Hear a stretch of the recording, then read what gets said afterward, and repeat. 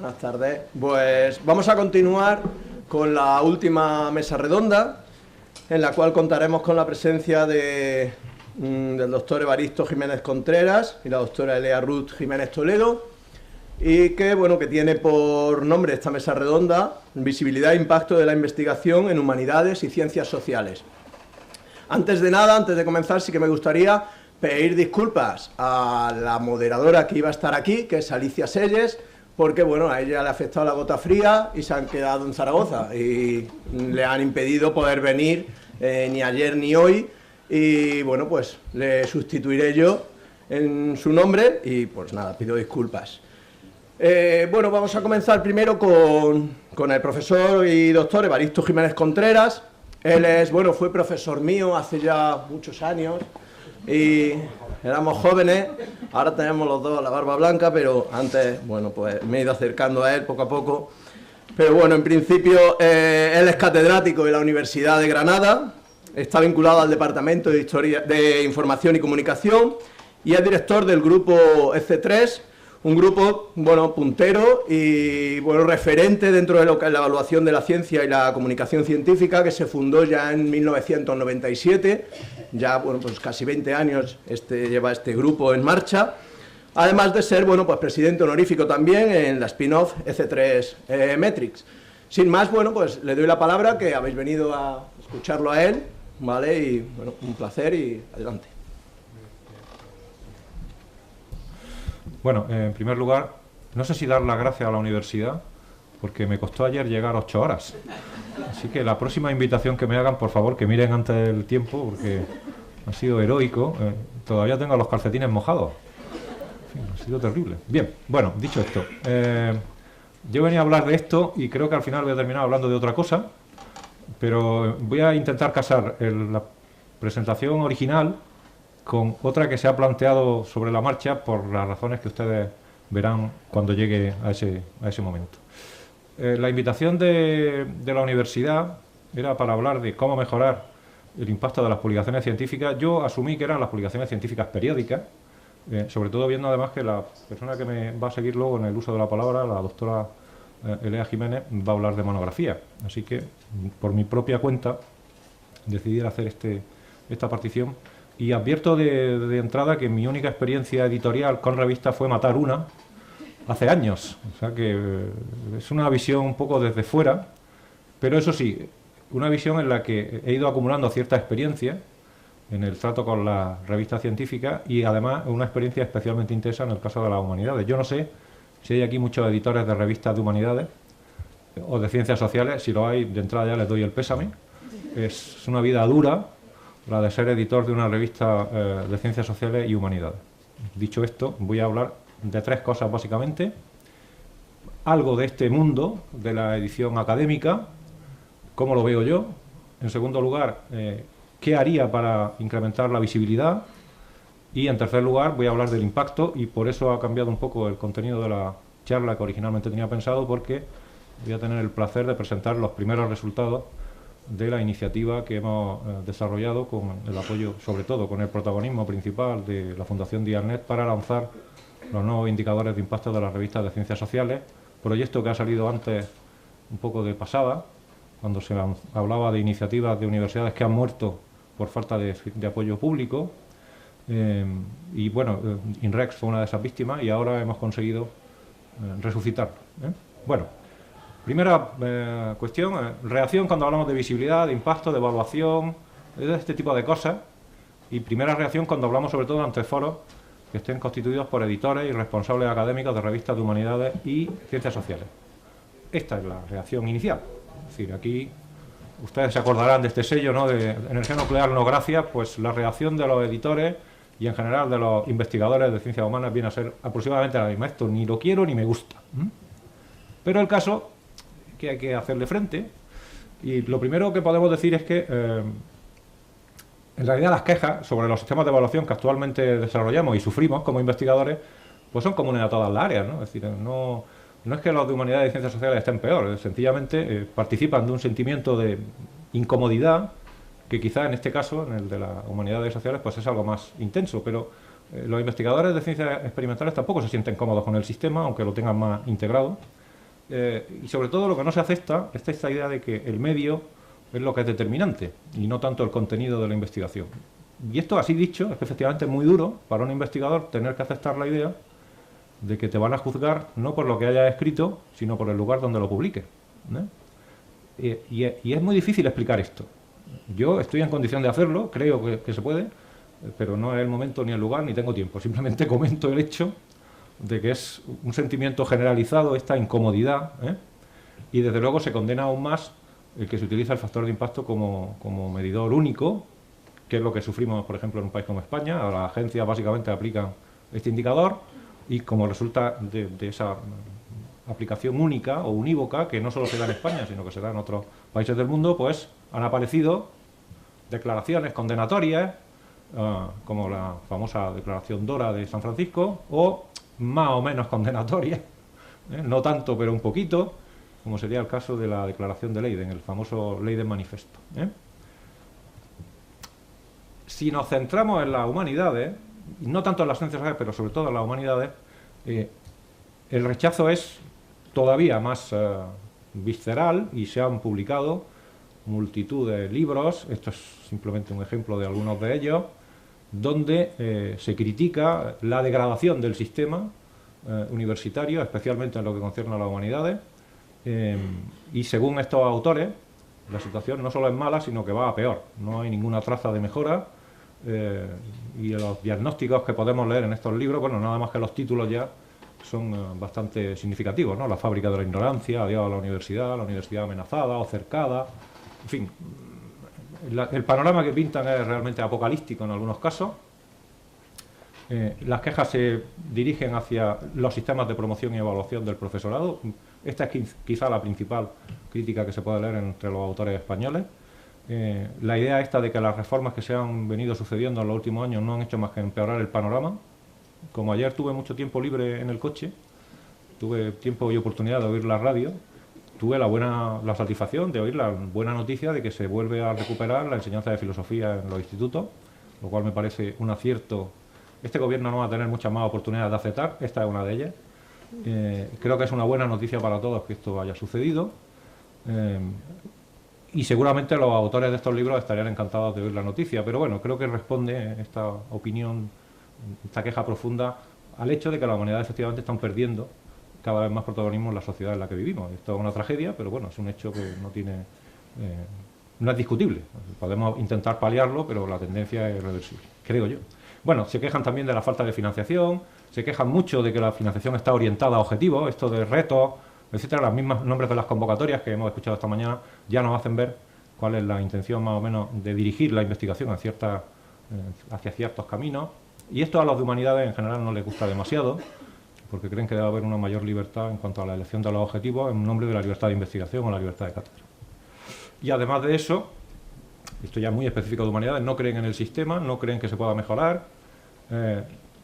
Mi experiencia es que lo desconocen bastante, es decir, cuando hablas con investigadores de humanidades sobre todo, te das cuenta de que no conocen el mecanismo de funcionamiento de las agencias y que parte de los problemas que tienen se deben al propio desconocimiento. Hay que hacer mucha tarea en ese sentido de enseñanza, si se quiere, y de explicar cuáles son los mecanismos. Los mecanismos no son descabellados, aunque puedan no gustarnos y sean mejorables, pero no son mecanismos triviales o aleatorios o ridículos, sino que tienen unos fundamentos científicos que se pueden explicar, pero me da la sensación de que no hay...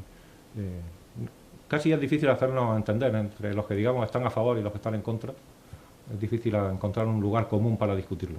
Hay ciertos prejuicios ideológicos, este rechazo que supongo que habrán oído alguna vez. Estamos en manos de multinacionales, que son las que gobiernan nuestra evaluación, y ¿por qué vamos a poner nuestro futuro académico en manos de una empresa privada, como pueda ser, bueno, antes era Thomson, ahora es Clarivate o Elsevier, que hay que buscar? Aquí acaba de salir la idea esta de que hay que defender proyectos europeos. A mí me parece bien, pero la realidad es que estamos ahora mismo, las únicas herramientas que tenemos son las que son y hay que utilizarlas y hay que aprender a utilizarlas. El hecho de que dependamos de una empresa privada a mí no me parece especialmente preocupante, por la misma razón que no me parece preocupante venir en un coche que no han fabricado en España y que no lo hace una empresa pública, y tengo un móvil que tampoco lo hace una empresa pública y tampoco es español, y sin embargo pongo mi vida y mi comunicación en manos de empresas privadas. El hecho de que ponga la evaluación también me parece más de lo mismo, no me parece especialmente grave, pero también hay que explicarlo. Aquí muchas veces lo que falta son explicaciones, ¿no? Bueno, Quizá lo principal del problema, lo que nos lleva a donde estamos ahora, es el hecho de que no se reconocen adecuadamente las formas de publicación tradicional. De hecho, hay unos rechazos explícitos, en algún caso, ahora lo veremos, sobre las formas con las que tradicionalmente el investigador de humanidades, no tanto el de ciencias sociales, ha difundido su investigación. ¿Qué publican los investigadores en humanidades? Básicamente libros, monografías, con frecuencia en la propia universidad, hechas en manos de organismos cercanos, tipo diputación y cosas por el estilo, muchos homenajes, invitaciones a participar en homenajes, revistas del departamento. Cuando yo entré en la universidad, lo primero que me dijeron fue que podía publicar 20 páginas al año en la revista de mi departamento, revista de, no me acuerdo ya cómo se llamaba, una de esas que yo maté, ¿no? Al principio. Bueno, pues esto era lo que te decían que podías hacer. Por supuesto, no había ningún tipo de evaluación, ni control, ni nada que se pareciera. Congresos nacionales, y además de eso las revistas eran secundarias. Y desgraciadamente se ha producido aquí una mutación importante y las revistas han adquirido un protagonismo extraordinario, ¿no? Y esto nos lleva al Giro, el Giro, Juan. Giro es una novela maravillosa que leí por recomendación de Juan Correy hace unos meses, que habla de la influencia de ciertos manuscritos, ciertos libros en el Renacimiento para cambiar la manera de ver el mundo que tenían los pensadores del siglo XV y XVI. Y me acordé al pensar, salvando las distancias, en el giro que se ha producido en el mundo de las ciencias sociales con esta aparición, digamos, creciente importancia que se le ha dado a la revista. La revista se ha convertido en el centro de los procesos evaluadores, o al menos en uno de los actores principales. Se pueden medir fácilmente a través de los indicadores cuantitativos. Los sistemas que se han desarrollado para ello son baratos. Hombre, si uno mira la factura que paga España por tener las suscripciones a las grandes multinacionales de la edición científica y tal, la factura no es barata, pero desde luego hacer eso de manera manual sería imposible. De manera que en ese sentido es barato, ¿no? Y por tanto, las instituciones, los autores, los editores y tal, han entendido que mejorar sus revistas es un objetivo estratégico y fundamental, y se han puesto en marcha ciertas medidas en esa dirección. Lo cual no impide que siga habiendo una controversia asociada a todo este mundo, y yo había puesto que no tiene su fuerza suficiente para paralizar esta dinámica. Esto lo escribí yo, y acto seguido aparece esto, que no sé si ustedes saben lo que es. Esto es una resolución del Tribunal Supremo de España, que no solo nos ha liberado de pagar la hipoteca el otro día, sino que además le ordena a la CNI, que es la agencia que nos evalúa a todos, como bien saben, cambiar el sistema, diciendo que no se puede basar la evaluación solo en la fuente o en la publicación o en las características externas de la publicación. ¿Por qué ha sucedido esto? Yo creo que por falta de explicaciones por parte de las agencias, y porque los señores del Tribunal Supremo son de derecho. Y derecho es el enemigo jurado de este tipo de evaluación. Es decir, si todos son enemigos, derecho es al que hay que matar, si uno quiere que este sistema funcione. Y el Tribunal Supremo ha llevado adelante esta idea. Yo creo que desde una perspectiva corta, yo podría sentarme a discutir con los señores del Tribunal Supremo los argumentos a favor de la política que ha desarrollado la CNI, pero también sé que no los convencería nunca.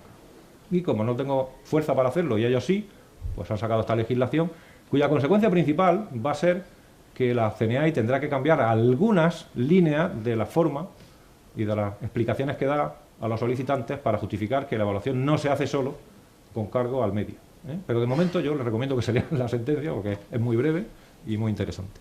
O sea, que parecía que no iba a cambiar nada, pero mira por dónde ha saltado la sorpresa y sí que ha cambiado algo. Y la CNI va a tener que mirarse muy despacio lo que viene haciendo hasta ahora e intentar explicarlo mejor, que es, insisto, uno de los grandes problemas. Bueno, ¿cómo incrementamos? Este es un poco el panorama, ¿no? Este es el fondo del cuadro. Ahora vamos a ver qué podemos hacer para mejorar nuestras revistas. Y hay básicamente 4 niveles en los que se puede actuar, muy brevemente: el editorial, el científico, la visibilidad, mejorar la visibilidad y mejorar el impacto. Del apartado científico no voy a hablar. Hacer el peer review por parte de la revista es una condición sine qua non, no hay más que hablar, pero sí que veremos algún dato que demuestra que no se practica con la intensidad o, digamos, frecuencia debida. Vamos a empezar por el principio. Periodicidad, puntualidad, periodencia, es decir, cuestiones editoriales. Estos datos son de hace 2 o 3 años, un trabajo que publicaron mis colegas de Granada. que demostraban que la periodicidad se cumplía a veces, o sea, menos del 50%. Lo de cumplir la periodicidad, en fin, parecería necesario y obligado. Bueno, pues las revistas de humanidades especialmente no se distinguen por ello. Podríamos comentar las razones, pero el caso es que no se cumple.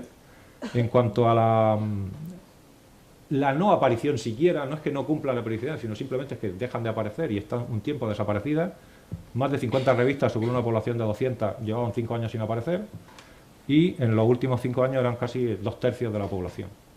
¿Esto significa que las revistas están muertas? No, no necesariamente, porque las revistas científicas son como los gatos, tienen 7 vidas. Entonces, desaparecen, vuelven a aparecer, vuelven a desaparecer, le cambian una palabra en el título, vuelven a aparecer, en fin. Y esto dificulta mucho y sobre todo hace que pierdan prestigio. Es decir, un investigador, yo por lo menos nunca enviaría un original mío a una revista que se publicara en esas condiciones. Así que, primer aviso a navegantes, no hagan estas cosas, por favor. Respecto al cumplimiento del peer review, pues también debería ser algo no discutible, pero el caso es que hay un tercio largo de revistas que no lo practican, o al menos no dan pruebas fehacientes de hacerlo. Este trabajo, como decía, desde hace unos años yo hice un análisis a posteriori sobre alguna área científica, la situación había mejorado. Si se fijan, a ver si yo soy capaz, hemos pasado del 67 al 75, porque esto es los que no lo hacen. En alguna área científica la cosa había mejorado bastante, 25, incluso había llegado en algún caso al 80%. Bueno, hay una tendencia, parece que sostenida, a que esto deje de ser un problema, pero si se mira por el otro lado, hay todavía un 20% de revistas que no son capaces de justificar que practican el peer review. Y si una revista no lo practica, no es una revista científica, es otra cosa. No digo que no sea interesante o útil incluso, pero no es una revista académica, y desde luego los evaluadores de las agencias no la van a aceptar como publicación que contribuya a justificar nuestro currículum. En cuanto a la visibilidad, que es otro de los grandes objetivos, pues la visibilidad es el hecho de estar presente en distintas bases de datos, medios, en fin, lugares donde el investigador te puede utilizar para descargar tu información, la que tú produces como editor. Bueno, lo primero es una precisión. Las revistas tienen la mala costumbre de mezclarlo todo y poner en cuántos sitios están presentes, y ahí hacen un totum revolutum. Entonces, el hecho de que una revista académica está presente en un directorio como Latindex no significa nada. A mí, cuando me intenta justificar que el artículo es bueno porque está en Latindex la revista, es que me da la risa. No digan esas cosas, porque además incluso lluvia, no hablemos de la lluvia, en fin, va en contra de tus propios intereses. Decir que estás en Ulrich, o incluso que estás en ERI o en ERI Plus, esto no es nada. Esto es que han tocado a la puerta y le han dejado entrar. Que es lo mismo que puedes hacer cuando tocas a la puerta, que te dejen entrar. Así que, nada, esto es un acto voluntario. Y la prueba, si hacía falta alguna prueba, hace un año por ahí hice un pequeño estudio en ERI Plus. España tiene 700 revistas en números redondos en ERI Plus. Tiene más revistas que Francia, el doble casi. Tiene más revistas que Alemania. ¿Cómo es posible que España tenga más revistas en un portal científico que Alemania? Pues solo es posible porque basta con tocar a la puerta. Y entonces los editores españoles han estado en esto muy hábiles o muy interesados y han entrado. ¿Significa algo respecto de la propia revista el hecho de estar en ERI? No significa nada. Así que, por favor, no mezclemos. Hay que estar, ¿dónde hay que estar? Bueno, estas son las consecuencias de ello, es decir, hay que estar, hay que interesarse por ello, hay que cumplir todas estas cuestiones de las que acabo de hablar, la periodicidad, etcétera, etcétera, porque si no, nunca tendrá una buena revista y nunca atraerá a los autores. Pero ninguna de estas condiciones son suficientes para justificar la calidad de la revista. Otra cosa es estar presente en la Web of Science, o estar presente en Scopus, o estar presente en editoriales, en bases de datos especializadas. Esto sí significa algo. Significa más, evidentemente, estar en Web of Science que estar en Scopus, pero el caso es que son bases de datos que ya ponen unos ciertos filtros y controles más o menos exigentes, dependiendo del área, del momento, del país del que provenga, etcétera. Pero bueno, básicamente te garantizan, primero, una enorme visibilidad internacional y, en segundo lugar, que tú haces las cosas razonablemente bien. Y como las agencias lo saben, lo respetan. Y si tú aportas publicaciones de este tipo, las agencias están dispuestas a creer en tus trabajos, sin entrar en los contenidos, y aquí es donde vendría el problema que mencionábamos antes. Bueno, actualmente estos son datos más o menos actualizados. Tenemos casi 700 revistas en Web of Science, aunque la mayor parte de ellas forman parte de los emerging, esto que yo le llamo la Liga de los Juveniles. No es lo mismo, oiga, estar en la FETEN que estar en la otra.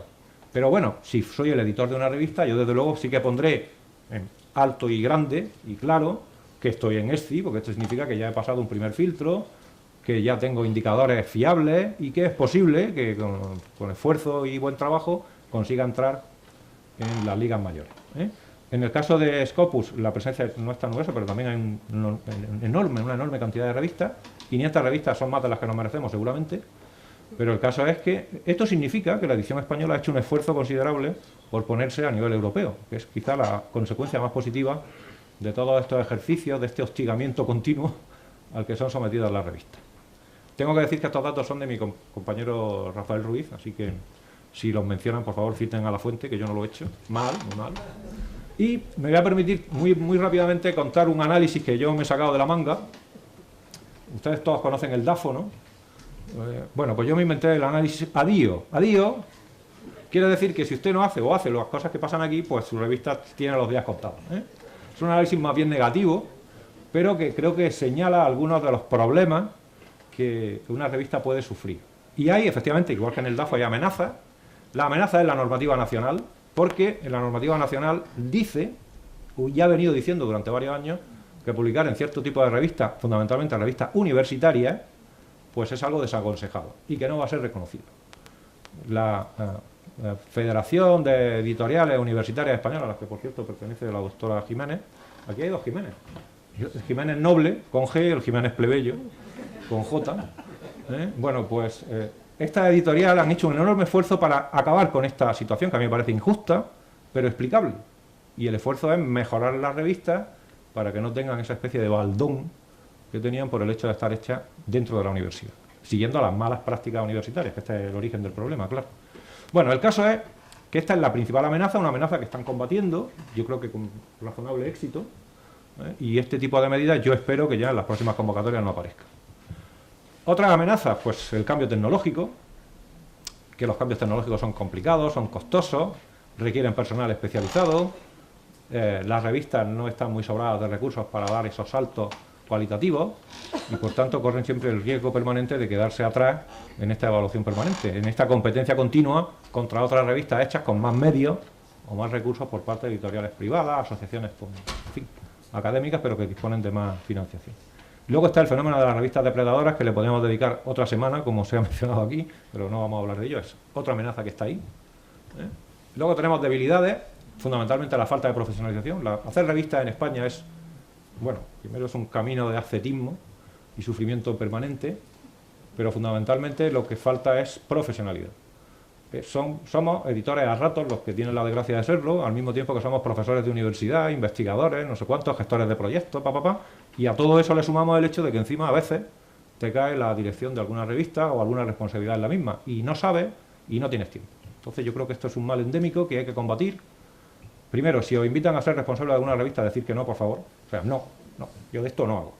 Porque es terrible el dedicarle tiempo a una revista y es, en fin, algo poco agradecido. ¿Qué pasa? Pues que con frecuencia el padre de la criatura, la persona que lo ha puesto en marcha, lo quiere como a un hijo, a su proyecto, a su revista, y le dedica todo el tiempo que tiene y el que no tiene. Y un día se cansa, se va y la revista ¡pum!, infarta y se muere. Esta es un poco la historia de la mayor parte de las revistas académicas. Debilidades también son la eficiencia económica y distorsión en este caso es que es un mercado mantenido artificialmente. Esto es una distorsión, es decir, ninguna revista se financia a sí misma, todas dependen de financiación externa, de préstamos, ayuda, en fin, sacan el dinero de donde pueden, pero esto es una amenaza permanente y una falsificación del mercado porque en realidad no están compitiendo contra nadie. En fin, es algo que en un mundo capitalista como en el que vivimos pues hay que explicar o que tiene cierta dificultad para ser explicado. Inercia, pues todas. Prácticas heredadas, endogamia, amiguismo. En fin, la gente publica en su propia casa, esto debe desaparecer, aunque se defiende por parte de algunos colectivos. Yo creo que publicar en la revista de tu universidad es un error siempre, hay que ir a jugar fuera, porque siempre existe el riesgo y el peligro en España de que piensen que tu trabajo ha sido publicado porque tú hiciste una llamada telefónica y hablaste con un amigo, y ese amigo o amiga se ocupó de... Esto de amigas son a matar. En fin, se ocupó de hacer las cosas necesarias para que el trabajo fuera publicado. Si mandas tu trabajo a una revista en la que no te conoce nadie, si el trabajo es bueno, saldrá publicado. Y este es el mejor filtro que hay. Así que hay que intentar ir a sitios donde no te conocen, o no te conocen mucho, o no tienen obligaciones contigo. Bueno, esta es la inercia con la que hay que acabar. Y obstáculos para hacer todos estos cambios, pues resistencia a este cambio de paradigma, que es un cambio profundísimo, oposición a esta nueva de gestionar. Los medios de este tipo tienen miedo a la competencia y significan una pérdida de poder local. La gente muchas veces gestiona la revista simplemente porque da una cuota de poder que le permite dar y repartir invitaciones o negativas, y esto era una cosa muy apreciada en la época en que el director de la revista al mismo tiempo era el director del departamento y cosas por el estilo. En esto solo publican mis amigos, bueno, esto yo lo he oído muchas veces en revistas de economía, ¿no? Aquí solo publican los de la escuela de Fuentes Quintana, pero no publican los de la escuela de no sé quién. ¿Por qué? Porque están peleados. Este tipo de reflexiones y de justificaciones en una revista son algo increíble, pero el caso es que sucede, ¿no? Bien, oportunidades. ¿Queréis publicar? Ergo siempre habrá ahí un público predispuesto a mandar originales y hay que aprovechar esa realidad. Los profesores están interesados en hacerlo y además quieren que se hagan bien las cosas, que las revistas sean lo mejor posible, así que esto es un mercado favorable. Hay mayor sensibilidad por la administración, creo que ayer Elías presentó todas las iniciativas o algunas de las iniciativas de FECIT para que las revistas se hagan de manera más seria y tengan mayor número de controles. Yo recomendaría que ciertas funciones se delegasen en asesores externos y que se hicieran economías de escala. En este sentido, las editoriales universitarias han hecho grandes esfuerzos para centralizar la gestión de la revista, y creo que es una buena iniciativa. En fin, que hay formas de hacerlo mejor. Aquí tenéis una lista que no voy a desarrollar porque es muy larga, sobre buenas estrategias, que os recomiendo que le echéis un vistazo. No tenerle miedo a los indicadores es quizá lo más interesante, es decir, apoyarse en ellos. Y si son malos, no hacer lo que acaba de hacer la presidenta de la Junta de Andalucía, diciendo que cuando alguien ha dicho que la educación en Andalucía está por debajo de la educación en Castilla y León, es que son unos supremacistas. No, mire usted, es que es un hecho objetivo. Y entonces, frente a los hechos objetivos, lo que hay que hacer es tomar políticas de mejora y de cambio, en lugar de llorar porque alguien ha dicho que las cosas están mal. Bueno, pues tenemos indicadores, vamos a utilizarlos, vamos a ver si esos indicadores muestran ciertas debilidades para corregirlas y si muestran ciertas potencias para continuarlas y trabajar sobre ellas. Esto es lo que hay que hacer. Y los indicadores sirven para eso, no son nuestro enemigo. Si yo tengo un factor de impacto bajo o cero, la culpa no es del factor de impacto, que es lo que tendemos a hacer. La culpa es que lo han hecho mal. Cuando salimos mal en algún sitio, lo primero es criticar al que ha hecho el estudio. Bueno, es posible que esté mal hecho, pero vamos a ver si la culpa además de eso también es nuestra, ¿no? Bueno, en fin, la lista la podéis ver, pero solo quería pararme en esta. Cosas que no hay que hacer, esto ya lo he contado en alguna presentación. Si os fijáis, aquí hay cosas que no se han molestado en presentar en la página de acceso de la revista una letra con acento. No le ha preocupado este asunto. Es decir, usted está haciendo una revista, esto es una chapuza. Bueno, pues esto es generalizado. Equipo editorial, ISSN. ¿De qué estamos hablando? Usted no sabe lo que es esto. Es decir, ¿esos señores hacen una revista? No, que no la hagan. Y si vaya a mandar, no lo mandéis. Estas son las cosas que pasan. Bueno, ¿y esto? Revisión previa. A continuación, 2 miembros del Consejo de Redacción elegidos al azar por rotación fluctuante realizarán una primera... ¡Demonio! En fin, estas cosas se pueden ver en las revistas de Ciencias Sociales y Humanidades. Por cierto, en las de Ciencias es muy difícil encontrar estos errores. Y no creo que seamos más tontos que los médicos, por cierto. Simplemente es que no nos hemos preocupado de hacerlo bien. Más cosas. Consejo de redacción. Bueno, un consejo impresionante. Fijaos. Leonard Luthers, Stamatios Listis, Studiatowski, Jean-Luc Chabot, bueno, internacional de distintos países. Esto estaría bien, aunque los nombres sean impronunciables, pero cuando pasamos del consejo de redacción a los evaluadores externos, son los mismos. Y usted, la palabra externo significa que está fuera, no forma parte del... ¿Cómo se pueden hacer revistas así? De verdad, es que no vamos a ninguna parte. Bien, no quiero... Endogamia. Bueno, todos los miembros de esta revista, que no voy a decir el nombre, son de la Universidad Complutense de Madrid. Hombre, yo sé que la Universidad Complutense es la mejor de España, por supuesto. Vale, bien, me alegra saberlo, pero estas cosas han estado pasando hasta hace nada. Bien, el impacto. El impacto es la moneda de curso legal. Siento decirlo esto, sé que no es una frase especialmente querida por los investigadores, pero es así. Quien tiene citas vive mejor que quien no las tiene. Y cuantas más citas, mejor. Y si tenemos millones de citas, estupendo. ¿eh? Ya sé que no es una estadística lineal, que es lo mismo en realidad, 1000 citas es lo mismo que 1005 o que 950, no hay diferencia, y que una no es el doble, perdón, que 2 no es el doble de 1, todo esto lo sé. Pero quien tiene citas vive con mucha más tranquilidad. Y las citas reflejan un hecho científicamente relevante. Y es que a mí alguien me ha leído y me ha citado. Y que todo lo demás, los indicadores almétricos, son un complemento necesario, significativo, que nos orienta, pero son otra cosa. Y yo estoy a favor de que se utilicen los dos. Pero si me obligan a elegir, prefiero tener cita a tener indicadores almétricos. Esto lo tengo clarísimo. Mi ideal es tener las dos cosas. Y creo que una influye en la otra de alguna medida. Todavía no sabemos cómo, pero son hechos. Pero la citación sigue siendo, iba a decir el dólar, el euro de la ciencia. ¿Vale? Y hasta que esto no se cambie, hasta que no lleguen las bitcoins o no sé qué, seguiremos teniendo que utilizar las citas para ello. Están asumidos en ciencias sociales, no tanto en humanidades, porque allí las citas significan cosas diferentes, pero esto es peor para los de humanidades, no es mejor. El hecho de que las citas no tengan el mismo valor o se utilicen de distinta manera, lo que hace es perjudicar los procesos evaluativos en humanidades, hacerlos inciertos, oscuros, sometidos a todo tipo de sospechas, porque si te evalúan mal, puedes decir perfectamente que quien te ha evaluado es un enemigo, pertenece a una corriente ideológica diferente, o X lo que sea. Entonces, a mí me gustaría, aunque no está en mis manos evidentemente, que las cosas fuesen de otra manera y que las citas también tuvieran un uso aceptado en la comunidad de humanidades. Pero estamos todavía a mitad de camino, por no decir al principio de ese camino. Y da la casualidad, y a esto es a lo que yo venía a hablar de mi libro este, afortunadamente, y después de años de suspensión, sí, en 5 minutos lo voy a resolver, porque aquí en realidad lo único que tengo que decir es, esto ya está. Es decir, hace un rato Juan Carlos decía, Granada dejó de hacer INREX con alto sentimiento de sus padres, yo uno de ellos.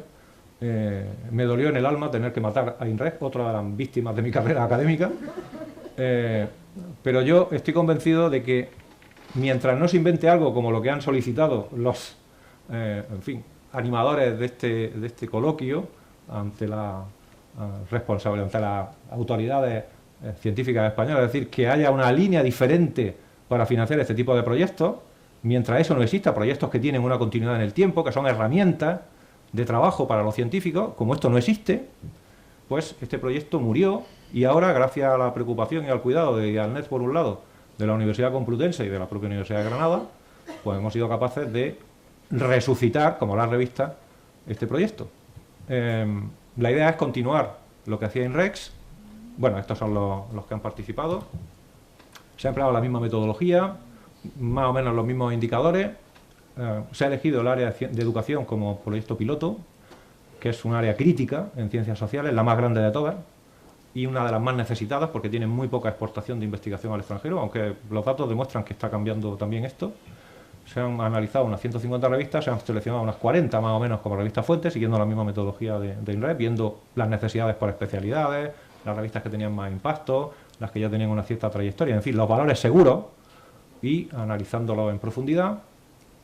Y de resultas de todo eso, pues Dialnet, con su impresionante infraestructura, bueno, y ha hecho cosas que ahora comentaremos, que no hacíamos nosotros y que hacen ellos mejor, Pero básicamente, en noviembre creo que que me corrija Ferran si me equivoco, al menos los investigadores de humanidades, de ciencias de la educación, ya tendrán una herramienta similar a la que en su momento tuvieron, en la que podrán medir el impacto ese, que a mí me gusta, para sus revistas, para sus trabajos, para sus instituciones, para sus departamentos, etcétera, tal como nosotros lo hacíamos. Y ahora es simplemente que veáis un poco el aspecto que tiene.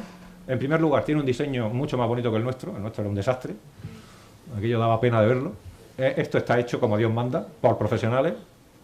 Están disponibles o van a estar disponibles ya 2 años completos, porque nos parecía que salir con uno era un poco pobre, pero estos 2 años implican una retrospectiva de 5, porque a diferencia de lo que se hacía con INREX, los impactos se calculan sobre 5, no sobre 3, porque entendemos que las ciencias sociales necesitan recorridos más largos para que no se acuse, como se acusaba con cierta justicia al factor de impacto, de que solo trabajaba con una secuencia de 2 años. Esto es verdad, que en ciencias sociales es insuficiente, y 5 nos parece que ya, lo que no haya pasado en 5 años, amigos, esto ya no va a pasar.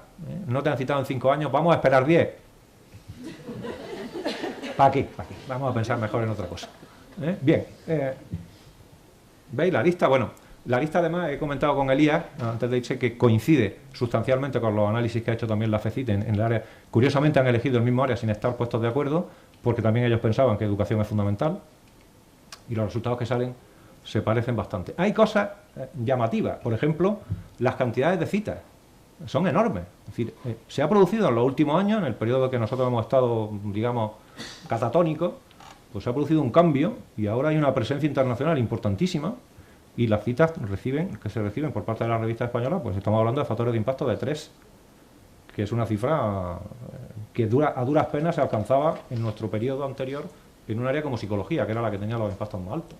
Y aquí ya hay revistas que están jugando en esa. Es decir, que la medición dice mucho.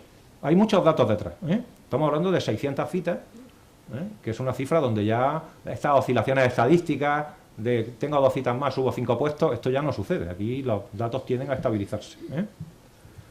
Y a partir de aquí, pues uno ya puede entrar, como decíamos también en INRES, en la lista revista por revista, para ver qué impactos tiene, qué posiciones ocupan.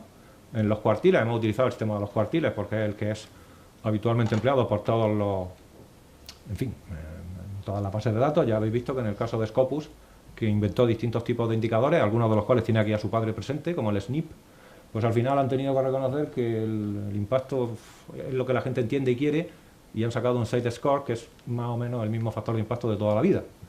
Y de ahí esa sencillez con la que funciona el impacto y los cuartiles, la ordenación por cuartiles, pues es un asunto que ayuda mucho a la difusión del indicador, con todas las limitaciones que tenga, que tiene muchas, pero la gente lo odia y lo quiere al mismo tiempo, y la posición en cuartiles pues es muy significativa. Así que hemos utilizado esta posición cuartilar. Tengo pendiente un estudio con Isidro Aguillo, que lo critica mucho, para ver qué debilidades tiene. Yo creo que tiene debilidades, pero algunas son corregibles, otras no tanto. Y mientras no se invente uno más sencillo o igual de sencillo, pero mejor, pues tendremos que utilizar el que tenemos. Bueno, la lista de revistas, y luego si os fijáis aquí se van desarrollando en columna hacia abajo toda una serie de consultas diferentes, artículos más citados, autores más citados, etcétera, etcétera, que son los que podéis ver aquí, ¿veis? Autores más citados, autor citante, revistas citantes, artículos citantes, cada uno con sus cuentas, las citas que reciben los distintos autores en general o en una de revista en particular, las posiciones, la evolución. Este gráfico no me gusta nada, lo estoy discutiendo con Dialnet, pero en fin, cuando salga saldrá mejor. Pero básicamente te dice dónde estaba, en qué posición y cómo evoluciona. Las fuentes, cuántos trabajos son citables, cuántos no. Ya sabéis que también en esto hay una controversia sobre las fuentes citables.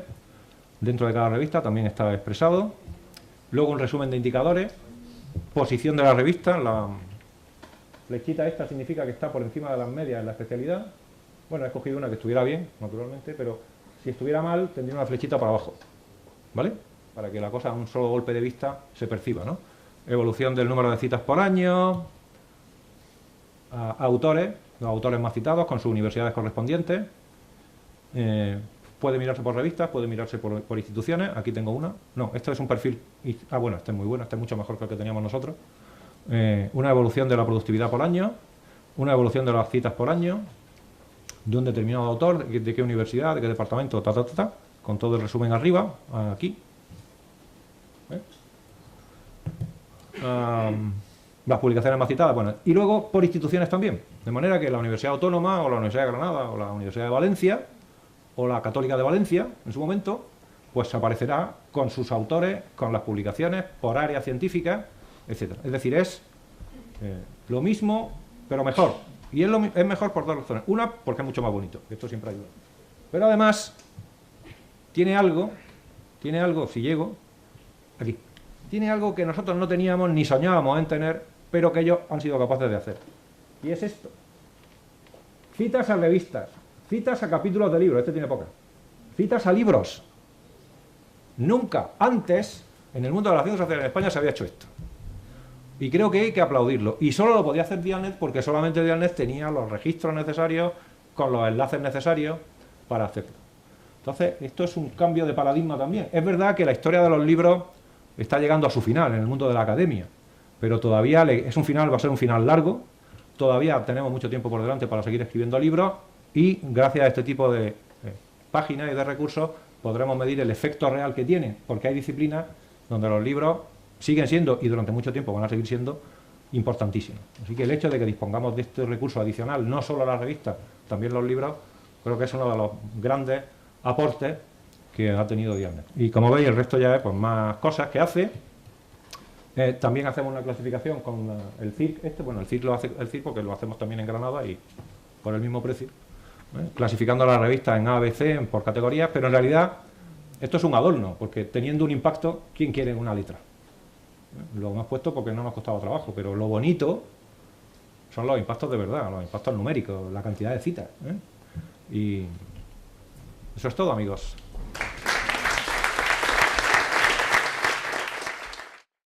Vamos a pasar a la siguiente ponente, ¿vale? Y luego dejamos las preguntas ya, sí, ¿vale? Para los dos, conjuntamente.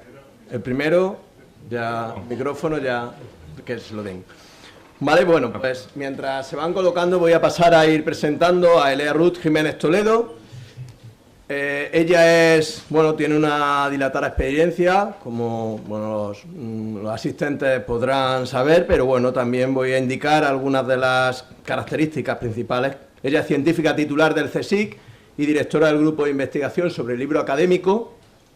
Su principal línea es la calidad de la edición electrónica y la vinculación de las publicaciones científicas en los procesos de evaluación académica, que es el tema sobre el cual nos hablará. Indicar que es autora y promotora del Sistema Público de Indicadores para Editoriales Académicas, conocido como el SPI, que estuvimos hablando ya ayer. Y luego, bueno, pues también entre las publicaciones, indicar una, bueno, actual, que dado la temática y, bueno, y la controversia y los comentarios que fueron surgiendo a lo largo del día de ayer, me gustaría citar, que es la titulada Malestar, los investigadores ante su evaluación. Vale, entonces, bueno, pues es una publicación que hizo en 2016 y sin más, pues nada, doy paso a Elea.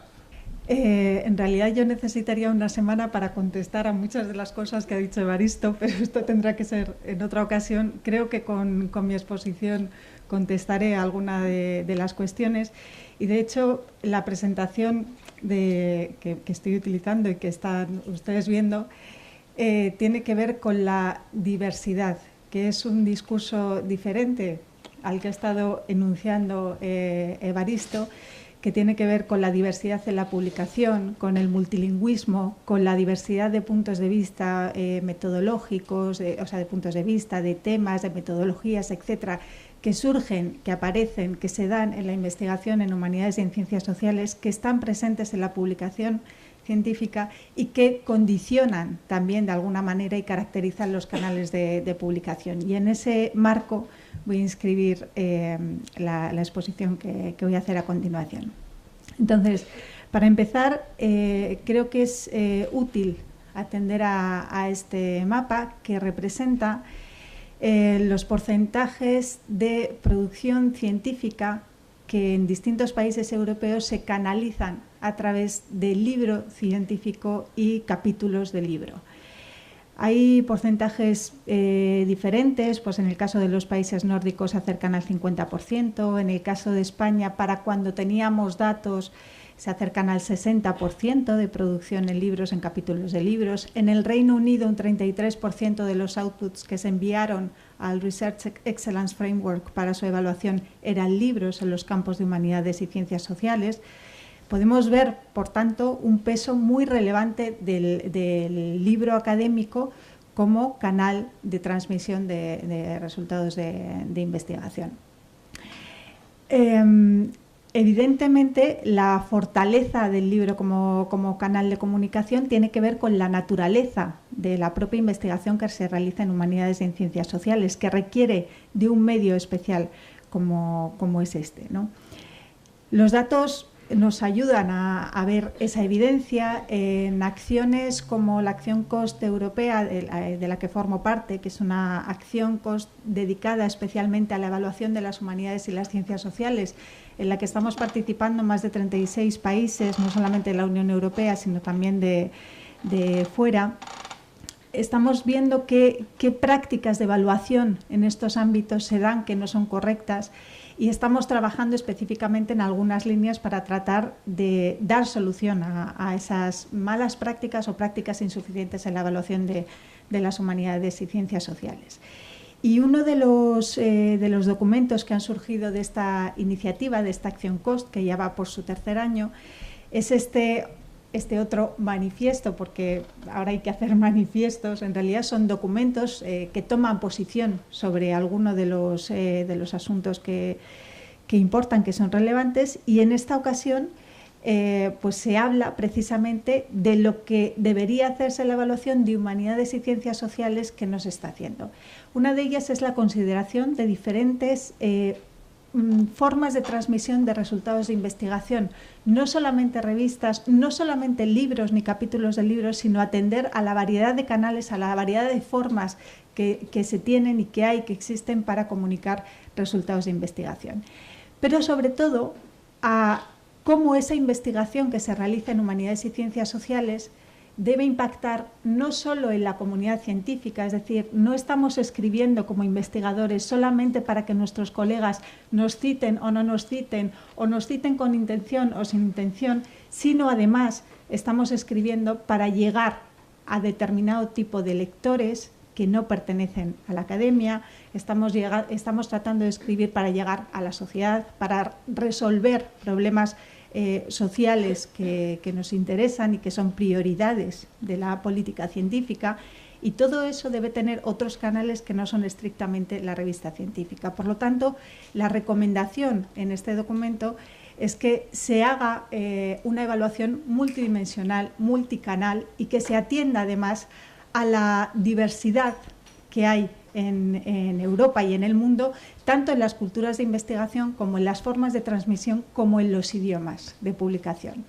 Entonces, aquí tenemos que tener en cuenta algo muy importante, y es que cuando nosotros todos lo hemos sufrido, padecido, cuando tratamos de publicar en una revista, en una editorial que no es de nuestro país, porque pensamos que el impacto, que el interés de nuestra investigación es internacional y tiene cabida en esos canales, vemos en muchas ocasiones que o bien nuestros temas de investigación no tienen cabida ahí precisamente por la vertiente o por la dimensión nacional, regional, local que pueda tener, o bien precisamente porque existe una élite de la edición que es poderosa y que de alguna manera sesga el contenido, sesga los temas, sesga las metodologías que se están comunicando en esas editoriales y en esas revistas, está limitando las posibilidades de estar presentes en esos canales de comunicación. Es decir, la investigación que se realiza en América Latina, alguna de muy buena calidad, otra no, pero alguna de muy buena calidad, como la investigación que se realiza en España o la investigación que se realiza en Polonia, hay investigaciones muy destacadas que no tienen oportunidad de estar presentes en canales de comunicación internacionales, y no solamente por ese carácter local o regional, sino precisamente porque hay un corte o hay digamos, unos condicionantes para la publicación, pues que limitan mucho esas posibilidades de publicación. Y esto es importante considerar.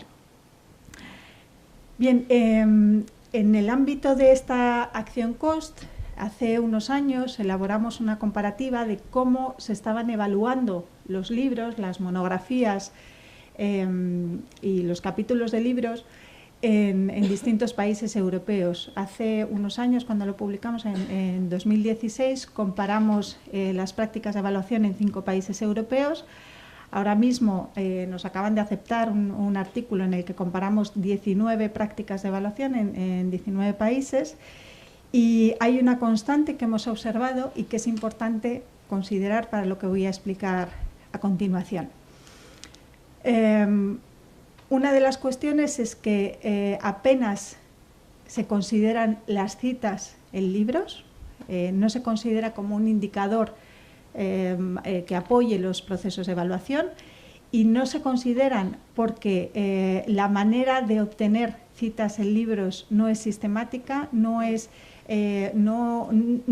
global, no puede ser global, porque hay muchísimas editoriales privadas que tienen contenidos cerrados y cuyos contenidos y cuyas citas no son rastreables para los sistemas de información, y además porque, como diré a continuación y lo voy a exponer con datos, pues las bases de datos que están considerando citas a libros están trabajando con un conjunto muy limitado de editoriales pues con algunos sesgos que ahora comentaré.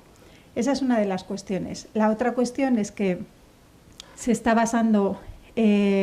utilizando un criterio combinado cuantitativo, vamos a decirlo así, porque se evalúan las editoriales, pero además esa evaluación de la editorial va acompañada de un juicio, del juicio cualitativo de un comité de expertos que suele intervenir en los procesos de evaluación. Esto depende de los países, se da en mayor o menor medida, pero la cuestión es que hay esa combinación perfecta, esa regla de oro de la bibliometría que tradicionalmente se ha reclamado entre juicio cualitativo y juicio cuantitativo para la evaluación de los libros. Estas son dos de las cuestiones fundamentales que afectan a la evaluación de los libros en Europa y que se dan como un común denominador en todos los países que hemos analizado hasta el momento.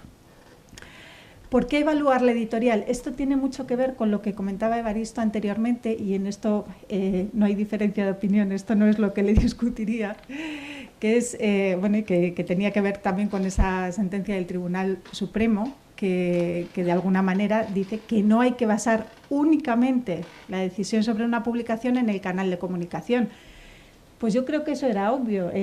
La defensa del canal de comunicación o el indicador sobre el canal de comunicación era una información, era un indicador que ayudaba a tomar la decisión en un proceso de evaluación. Pero hay otras informaciones que los evaluadores deben manejar. Eso es lo que creo que nos ha hecho bien hasta el momento y que por eso ha surgido esta sentencia, como ha surgido, por ejemplo, en Italia. Ha habido muchos casos en Italia donde se han ganado recursos precisamente por esta cuestión. Entonces, ¿por qué evaluar el canal de comunicación? Pues creo que aquí es imprescindible la lectura de este autor, que es uno de los grandes editores de todos los tiempos, Roberto Calasso, que escribió hace unos años esta obra, La marca del editor, y él se refiere a la edición literaria, pero su criterio y su punto de vista sirve perfectamente para la edición académica. Y es que el editor de monografías, a diferencia del rol que tiene un editor de revista científica, el editor de monografías, el editor de colecciones, está implicado en el desarrollo de esa monografía y de esa colección. El editor aporta al libro. Como nos dicen algunos editores con los que nos entrevistamos, los autores nos entregan textos y nosotros los convertimos en libros. Y son cosas muy diferentes. Un mismo libro, un mismo texto, no obtiene el mismo resultado publicado por una editorial que por otra, porque realmente hay un trabajo cualificado de los editores. Y aquí hay que hacer una absoluta reivindicación del papel del editor. España es una de las grandes industrias editoriales del mundo, es el 5º país editor del mundo. Publica se registran cerca de 70.000 ISBNs al año y de ellos el 17% de los libros que se publican son libros académicos.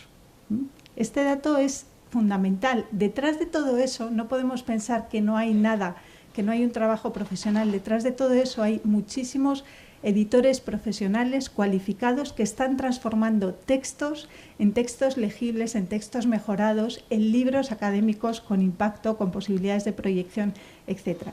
¿Por qué evaluamos la editorial? Pues porque estamos evaluando el trabajo conjunto del autor con ese editor. Y evidentemente, si además podemos contar con un juicio cualitativo de un experto en ese área que puede aportar pues, un punto de vista sobre la calidad de la investigación, mejor que mejor, ¿no? Pero esta aproximación es importantísima. Bueno, como decían anteriormente, en el año 2012 empezamos con este proyecto, Scholarly Publishers Indicators, en el que abrimos, digamos, la brecha publicando unos rankings de prestigio de las editoriales, tanto las españolas como las extranjeras, a partir de la opinión que nos daban o que expresaban los académicos en humanidades y en ciencias sociales españoles. La consulta se hizo en España, ahora mismo lo estamos haciendo en otros países como en Colombia, en Chile, en Brasil, acabamos de terminar el estudio y en México lo estamos iniciando. Y con este sistema lo que nosotros queríamos hacer era tratar de buscar algunos indicadores que apoyaran los procesos de evaluación de libros en las agencias de evaluación, con un objetivo claro, que era reivindicar el rol, reivindicar la función, la importancia del libro académico en las humanidades y en las ciencias sociales. Con el paso del tiempo hemos podido ir avanzando y además hemos podido trabajar directamente con los editores gracias a las entrevistas que hemos realizado con muchos de los responsables de los directores de editoriales académicas en España y también con estrecha colaboración con la Federación del Gremio de Editores de España, que nos ha permitido realizar estos informes por la edición académica española, Indicadores y Características, o este que acabamos de publicar en mayo, que es un estudio cualitativo de las editoriales académicas, que digamos que es un paso más y una actualización de los indicadores que teníamos en Scholarly Publishers Indicators. ¿Qué es lo que se puede consultar en el sistema o qué informaciones aportamos a los evaluadores, a los editores y también a los autores? Pues de momento estamos trabajando con estos indicadores, estamos trabajando con el prestigio de las editoriales, como decía, a partir de la percepción de los académicos. Hemos introducido ahora el prestigio de las colecciones para tratar de diferenciar dentro de las editoriales grandes qué comportamiento, qué prestigio, qué tipo de publicaciones están haciendo las editoriales y cómo se diferencian por colecciones. Estamos trabajando con datos de especialización, con perfiles de especialización de las editoriales, porque hay editoriales muy pequeñas pero altamente especializadas que digamos que son el objeto el objeto de deseo de algunos investigadores de esas áreas. Querrían publicar en esa editorial precisamente por su alta especialización, y eso tiene un valor en sí mismo cuando se enfrenta a un proceso de evaluación científica. Hemos consultado a las propias editoriales, hemos trabajado con ellas para tratar de identificar los sistemas de selección de originales que emplean, y aquí lo que hemos visto es que más allá del peer review tradicional, del peer review anónimo, hay distintos procesos de selección de originales muy cualificados, muy rigurosos, que son diferentes a los de las revistas y que nos hacen ver que ahí hay una riqueza y un comportamiento en el sector que de nuevo aporta mucho, pero que no está siendo considerado, no está siendo considerado por las agencias de evaluación, porque se exige únicamente el peer review. Estamos viendo cómo de transparentes son los editoriales para con sus autores, es decir, qué información están dando sobre los procedimientos editoriales que se dan, cómo se está trabajando en colecciones, si se publica mucho fuera de colección, si se publica dentro, qué dinámicas de trabajo hay. Y también estamos viendo cómo las editoriales que aparecen en el sistema, las editoriales españolas que aparecen en el sistema SPI, están presentes en otros sistemas de información. Desarrollamos esta subsección de SPI, que es SPI Expanded, donde tratábamos de ver esa visibilidad o esa presencia internacional de las revistas en otros sistemas de información. Y ahora comentaré algunos de los datos y algunas de las líneas de trabajo futuras, pero sí que querría hacer alusión a las principales novedades del estudio que realizamos en mayo, donde efectuamos una consulta, como habíamos hecho anteriormente, a la comunidad académica española, tratando esta vez con menos especialistas. Tratamos con 5.400 catedráticos acreditados por la ANECA en distintas disciplinas de humanidades, de ciencias sociales, pero también de ciencia, tecnología y medicina por primera vez. Y ahí vimos, o mejor dicho, constatamos que el libro académico en ciencia, tecnología y medicina tiene un uso muy reducido, un impacto muy reducido. Apenas hay conocimiento del sector editorial en España, de las editoriales médicas. Es decir, tenemos muchas editoriales médicas en España, bueno, no muchas en comparación con humanidades y ciencias sociales, pero tenemos editoriales que trabajan en ciencia, tecnología y medicina, que están publicando mucho para exportar libro académico. Pero aquí no se está utilizando libro académico, no se publica, no se cita, etc. Y esto nos lo han hecho ver los propios investigadores de estas áreas.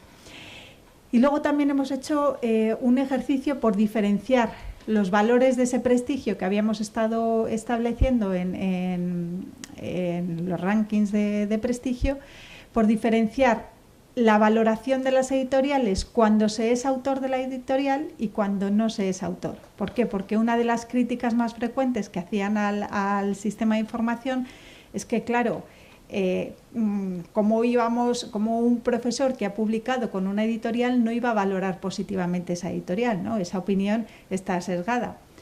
Bueno, pues sí, efectivamente esa opinión puede estar guiada por los intereses de ser evaluado positivamente, si valora positivamente esa editorial, pero también hay que tener en cuenta una cuestión, que es que cuando un autor envía su manuscrito, su obra a una editorial y pasa por todo el proceso editorial y entra en contacto con la editorial, digamos que está viendo cómo trabaja la editorial por dentro y tiene más elementos de juicio, más elementos para la valoración que otros lectores no tienen sobre la editorial, y ese es un juicio cualitativo también importante. Entonces, en este estudio lo que hemos hecho ha sido diferenciar los rankings contando con la opinión de todos los autores y contando solamente con la opinión de los que son autores de esa editorial.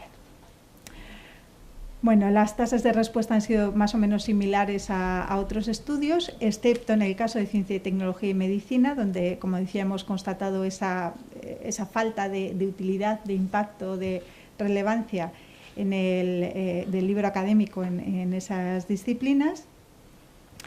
Y hemos generado, de momento están publicadas en el informe que les mostraba, todavía no en la web, pero estamos en proceso de producción, pues el listado de editoriales más prestigiosas en un ranking general, en rankings especializados, diferenciando, como decía, esa opinión de los autores, de los que son autores y del conjunto de los consultados.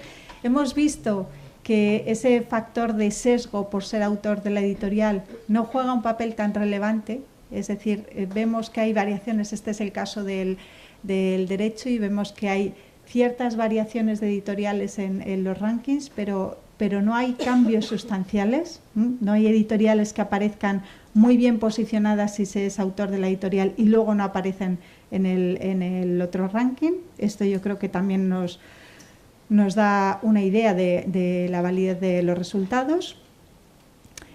Y luego hemos hecho eso mismo para las colecciones, con una sorpresa también para algunas de las disciplinas, y es que no todos los autores, no todos los humanistas y científicos sociales reconocen por igual las colecciones o tienen identificadas perfectamente las colecciones dentro de una editorial. De hecho, solamente un 54% de los catedráticos que han participado en la encuesta han sido capaces de mencionar las colecciones más prestigiosas dentro de una editorial.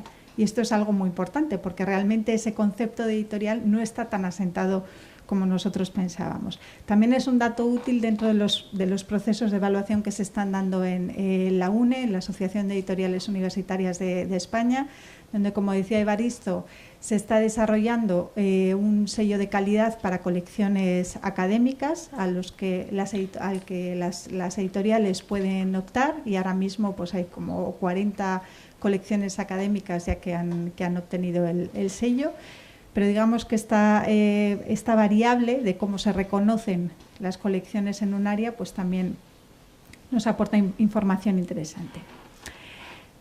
Bueno,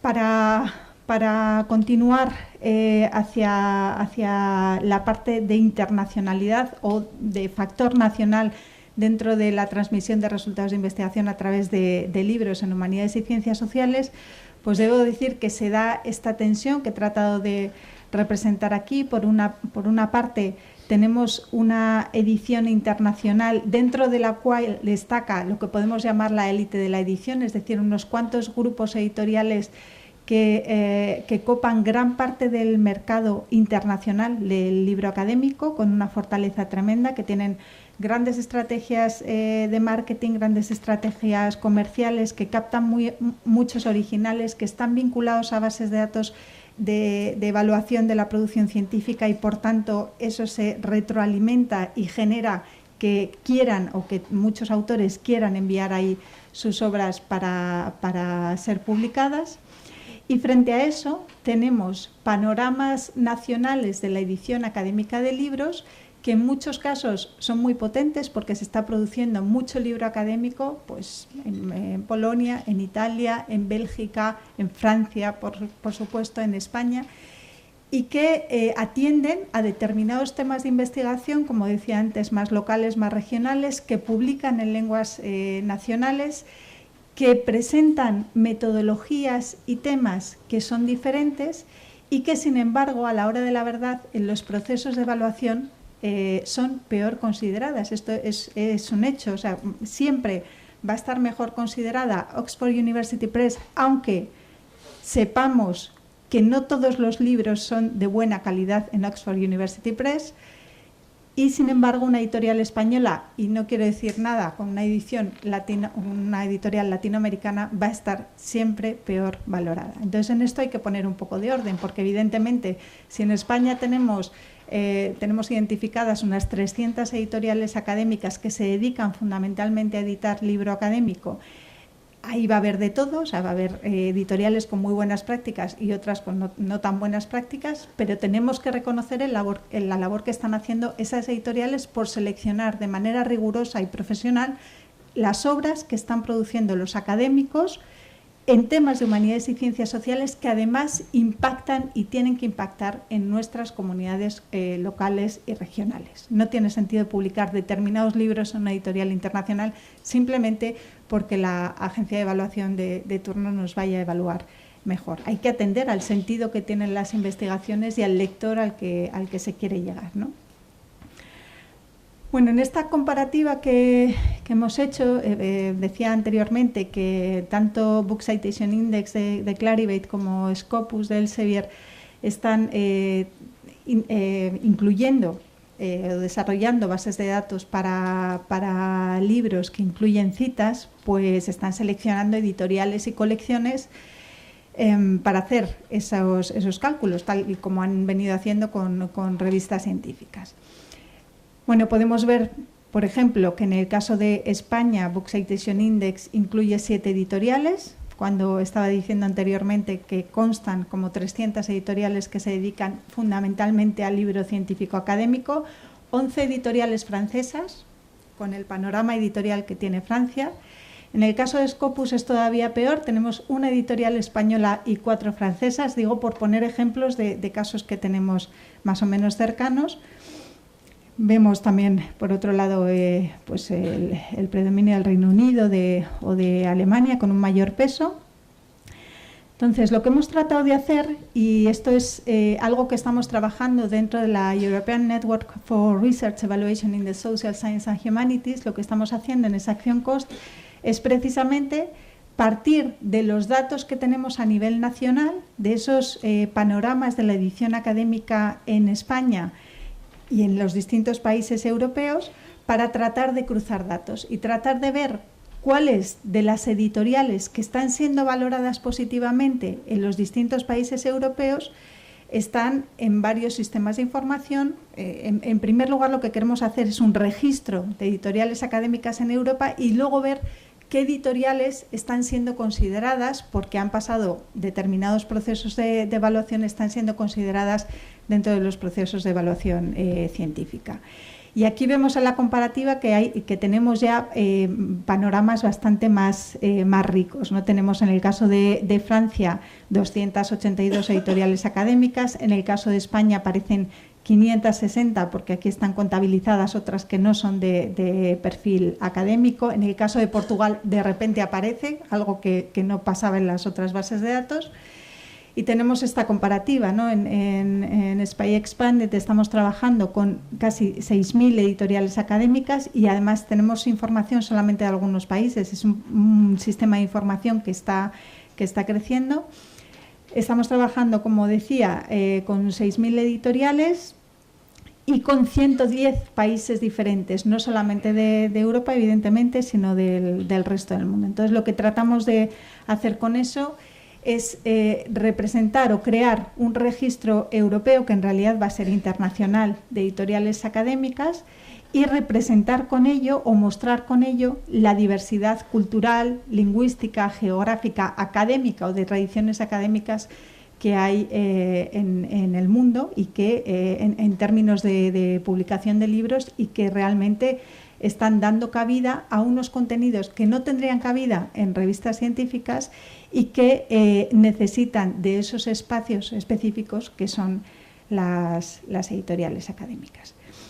Bueno, y con esto acabo. Habría muchísimas cosas que comentar y que cruzar en relación con la intervención de Evaristo, pero yo creo que abrimos ahora el turno de preguntas. Estupendo. Y ahora, bueno, pues comenzamos con el turno de preguntas. Tenemos media hora, puesto que tenemos que cerrar la jornada a la 1:30, pero disponemos de bastante tiempo para las cuestiones que puedan ir surgiendo. Así que nada, en principio, pues damos la palabra a Juan, en primer lugar, que ya la tenía pedida. Bueno, yo lo primero felicitar me ha gustado mucho lo que habéis enseñado de Dialnet, porque las citas, lo que se cita, nosotros incluso lo utilizamos para la evaluación del científico, lo que él ha citado para justificar si el impact factor tiene un sentido y un montón de cosas. Lo que me falta es que solamente cogéis revistas, libros y capítulos de libros, pero y todo lo que no es eso, que es muy interesante, lo que se publica en internet, o si son otro, lo pondría también, lo consideraría también. Luego, una cosa, cuando has dicho que es muy interesante ver que el número de citas de las revistas va creciendo, sería muy interesante ver quién cita, porque yo creo que son autores españoles publicando en revistas extranjeras que están citándose a sí mismos y diseminando sus propios artículos. Y sería muy interesante ver en qué proporción está, para entender también lo que está pasando en las citas. En cuanto a lo de... Porque nosotros llevamos también en Austria haciendo ayuda a los editores desde hace casi 5 años. Y el caso de los editores malos es para mí muy claro, como tú has dicho, se puede poner muchos ejemplos, por favor, que están haciendo. Pero lo que es muy frustrante es el caso de editores buenos, que son muy buenos y tienen muy buenas revistas y no logran entrar en Web of Science. A lo mejor entran en Scopus, pero en Web of Science no logran entrar. Y ahora la liga esta juvenil que tú has dicho de los emerging es todavía más dubiosa. ¿Quién está allí? ¿Por qué está allí? ¿Son intereses económicos? ¿Son intereses de revistas? Y es muy frustrante para muy buenos editores de muy buenas revistas que están deseando entrar y no les puedes ayudar, porque al principio era la frustración, cumple todos los criterios, sí, pero no los han aceptado. Y yo creo que eso también tenemos que valorarlo un poco, por eso me parece muy interesante lo de ELEA, de proponer otro método. A ELEA le tenía que hacer una consideración. Yo creo que Web of Science, cuando elige los libros, creo que la editorial tiene que ser de habla inglesa, que el lenguaje, y por eso aparecen, claro, se cargan de un montón de todos. Nosotros propusimos una nueva manera de elegir libros para Web of Science, que sería, si aparece en Web of Science un book review del libro en una revista que estuviera en Web of Science, el libro tenía que ser automáticamente cogido. Y así las editoriales se irían creando por los precios que han tenido en los book reviews. Pero nunca se ha escuchado esta propuesta porque a lo mejor es muy difícil de hacerla. Y le paso a... Creo que está gente ahora o ya no digo nada. Respondan ahora las preguntas y vamos respondiendo conforme vayan preguntando. Pues surgen muchas. Que faltaban en el Sí. Voy a intentar recuperarla. Bueno, Dialnet trabaja con lo que trabaja. Es decir, digamos que procesa lo que tiene en su poder, pero por ejemplo no procesa páginas electrónicas, de otra cosa porque no las tiene. Y yo tengo además serias dudas de que fuera una buena práctica el hacerlo, porque las páginas académicas las sube cualquiera de cualquier manera. Habría que ver qué página, en qué condiciones, etcétera, ¿no? Pero solo la proporción. Bien. La proporción de cuánto verdaderamente no son ni libros ni revistas en las citas. Sí, de esto me parece una idea interesante, pero no forma parte del proyecto que nosotros hemos contado. Lo que sí podría formar parte, y yo creo que en algún momento Dialnet se lo planteará, aunque estoy lanzando ideas sin haber hablado siquiera con Ferran, es que se adentre en el bosque, como la selva selvagia que decía Dante, de las tesis doctorales, porque tengo que decir, que están ya, Fíjate. Es decir, ahora mismo, y tiene relación con, en fin, habréis notado que yo hago, de vez en cuando mando algún pildorazo político, ¿no? Pues, pero no mucho, no más de 5 o 6 al día. Tiene que ver mucho con la intervención del señor Pedro Sánchez en el Parlamento a raíz de su tesis doctoral. Es decir, la vergonzosa actuación de Teseo como repositorio público de tesis doctorales que permitió que el presidente se equivocase al hacer la cita. Yo creo que fue un error, no una cosa con mala intención, pero el hecho es que Teseo no es capaz de dar respuesta a las necesidades que tiene la Academia Española respecto a las tesis, y Diarnet lo ha hecho. Diarnet tiene ahora mismo las tesis nacionales y da acceso a las mismas, cosa que según parece no puede hacer. Según nos han comentado en algún momento, no está claro que esto sea del todo legal, pero el caso es que la información está allí y la están procesando. Yo ni siquiera sabía que también habían metido esta parte de... Creo que habría que diferenciarlo si eso es así. Es decir, esto es lo que tiene que hacer Diarnet, dar salida a todo ese inmenso bagaje de información que tiene y cuantificarla, ¿eh? En la medida en que tengan nuevos recursos, como propone Juan Correy, pues también podría analizarse el efecto que ese tipo de medios alternativos de publicación, medios alternativos respecto a lo clásico, tienen y qué impacto real tiene medido en citas, menciones o lo que sea. De hecho, en su momento también hablamos de la posibilidad de que toda esta serie de descargas, visualizaciones, etcétera, estén asociadas a los indicadores de producción científica, cosa que no sé en qué fase de desarrollo está, pero también está previsto. De manera que creo que las cosas van en la dirección que tú apuntas, pero también tenemos que ir step by step, o sea, poco a poco, paso a paso, etcétera. Respecto a la segunda, ya no me acuerdo cuál era la segunda observación. Tú tampoco te acuerdas, ¿no? Sí me acuerdo que las citas, que aumenten las citas... Sí, muy buena. Esto es así, pero esto es así desde hace 30 años, está publicado y descrito. Es decir, publicamos fuera y nos citamos desde fuera hacia adentro.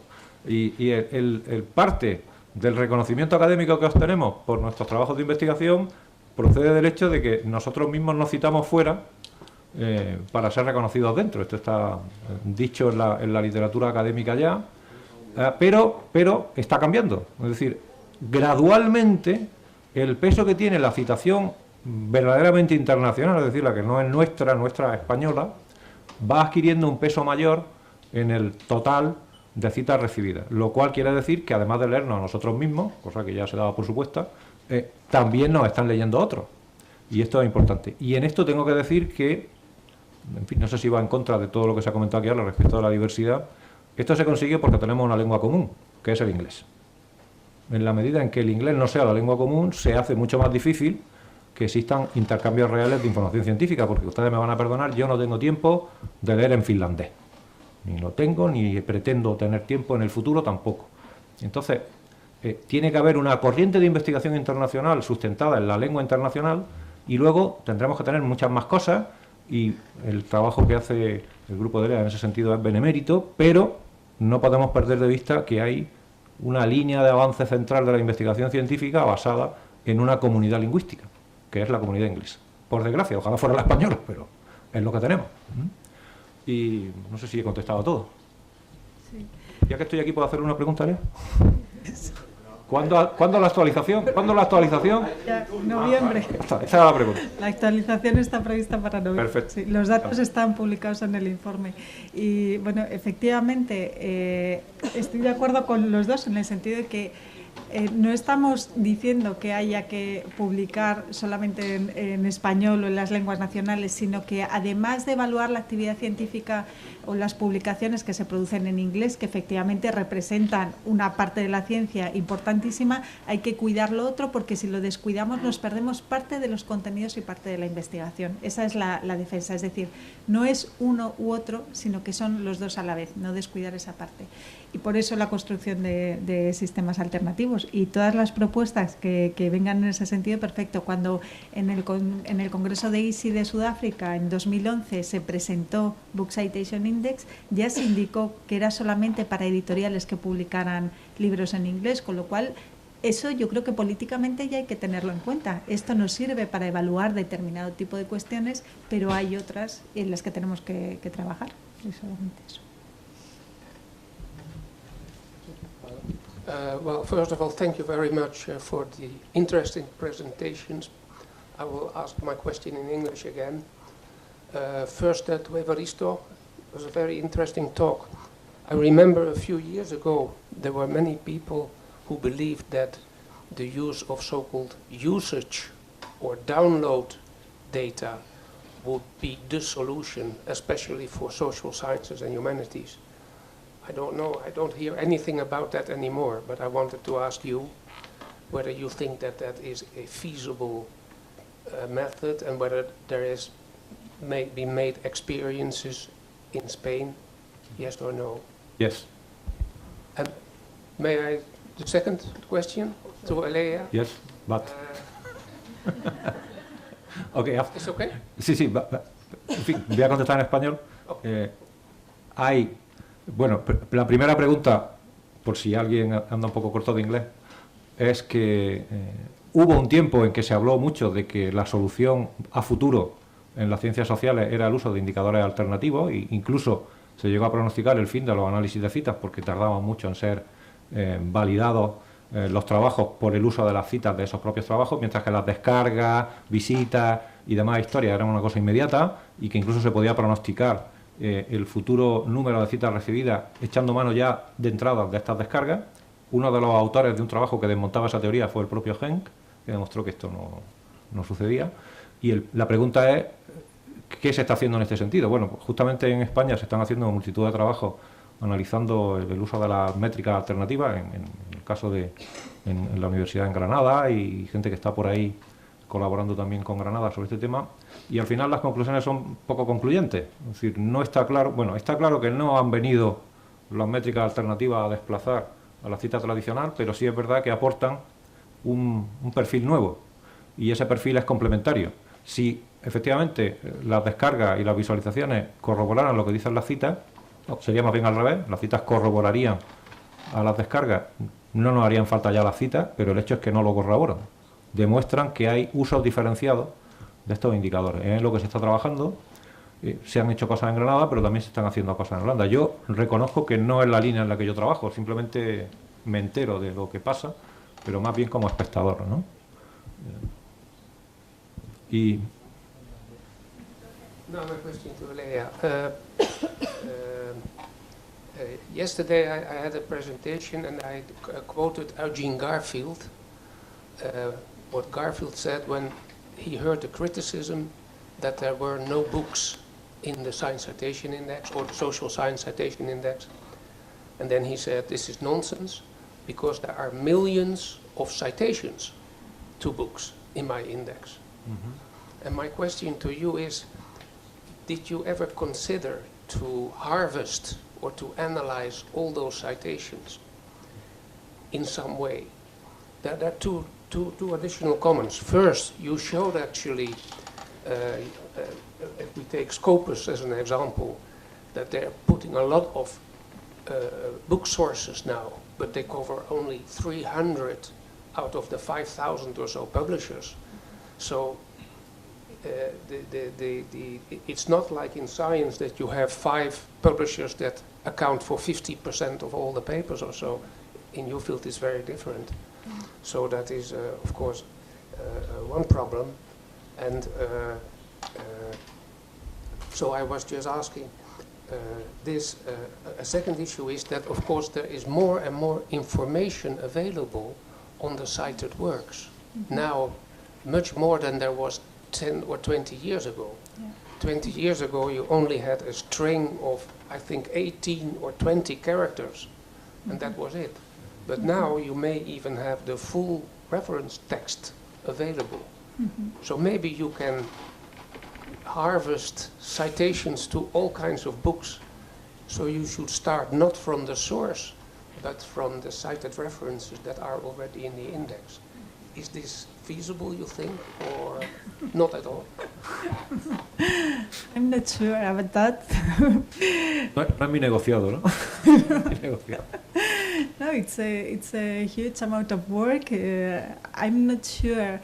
It's true that we can obtain some precise information on diversity on scholarly publishers around the world, but it's not our main topic right now, but it's a very interesting issue. It's a question of harvesting citations, of identifying the publisher, and that's not easy because there are not unique identifiers for book publishers.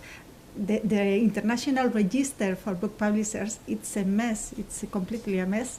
So we need to work. You need 3 hours for one book, or no, you need 3-4 hours to find all the citations in Yeah. the reference. But you have now more and more advanced information, Yeah. artificial intelligence based. Mhm. Yeah. Much more than maybe 10 years ago. Mhm. For a librarian type of activity. But you are only getting the citations from journals, but not the citations from books. Yes, but how serious is that problem? Because I maybe- I think it's it's a big issue to, Well, but how to do deal you- with. Well, then it's one of my questions. Let me put it this way. I'm not so convinced about that. I'm wondering whether maybe it's a waste of energy to put now all the Springer books or so in the index, because maybe from the point of view of citations, they just cite what the journal cite already, so they do not add really very much to what we already know. But maybe I'm wrong. So this is why I'm interested in cases as that prove actually. Yeah, it That, could be interesting one is to right. prove it. Now we were also measuring the citations from thesis to journals. If you go to ProQuest, you can see how often the citations are cited. And why is not the citation of a citation more important than the citation of a journal, because it has another value. It's different. So you are losing a part of the citation universe. The citation universe is very big. If we only consider, perhaps it's a correlation. You are true. Very If you are strong. getting with the journals, the correlation will be very high. But you are losing a part of the, to understand what happened. In some disciplines, maybe books, citing books, the most important channel for citation. In some disciplines can be. Can You be, cannot know. okay. And that is the issue. We don't.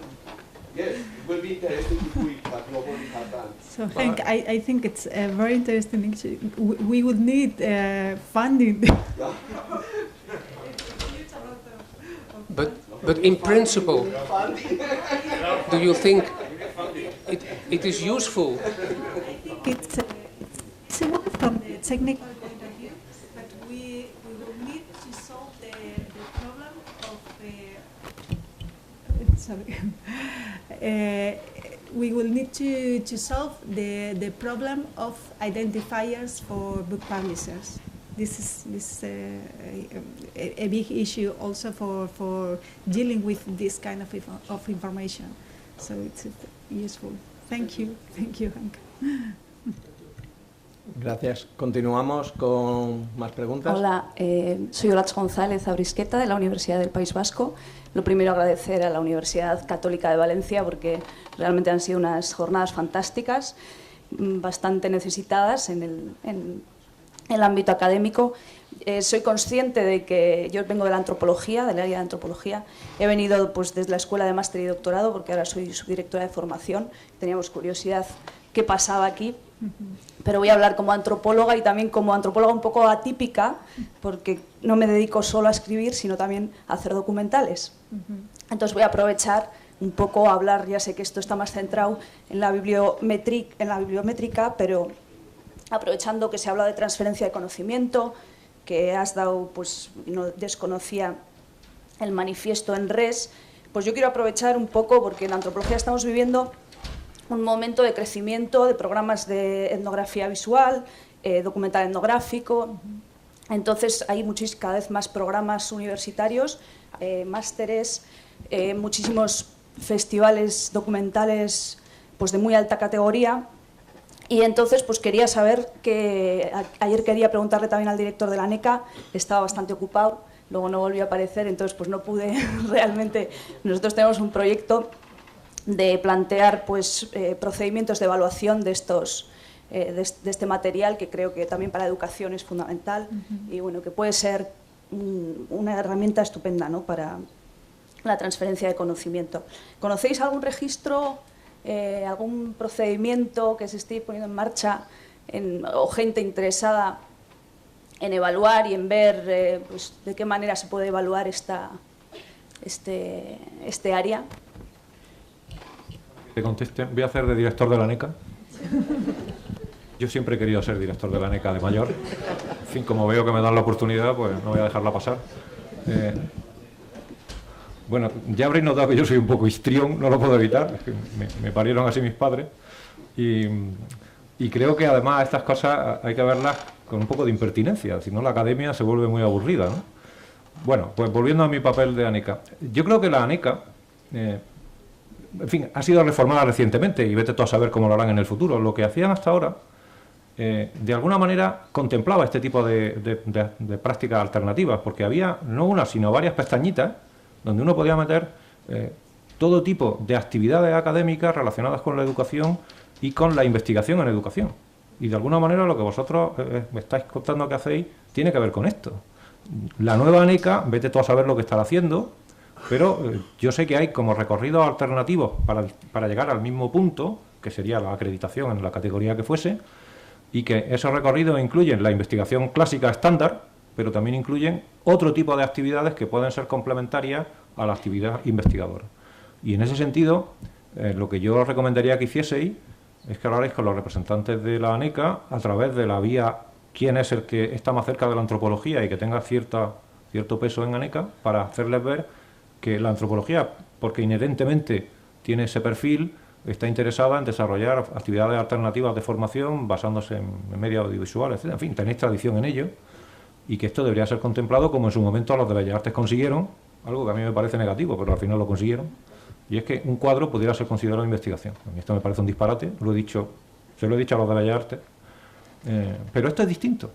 Esto no es pintar un cuadro, esto es hacer investigación antropológica con otros medios, y por tanto debe de tener su espacio previsto dentro de ANECA. Otra cosa sería que además quisierais llegar a CNAI y en CNAI se reconociera como investigación este tipo de actividades. Esto lo veo más difícil, porque sería un cambio de paradigma muy significativo. Pero en el caso de ANECA yo lo veo que tenéis un camino medio abierto ya para hacerlo.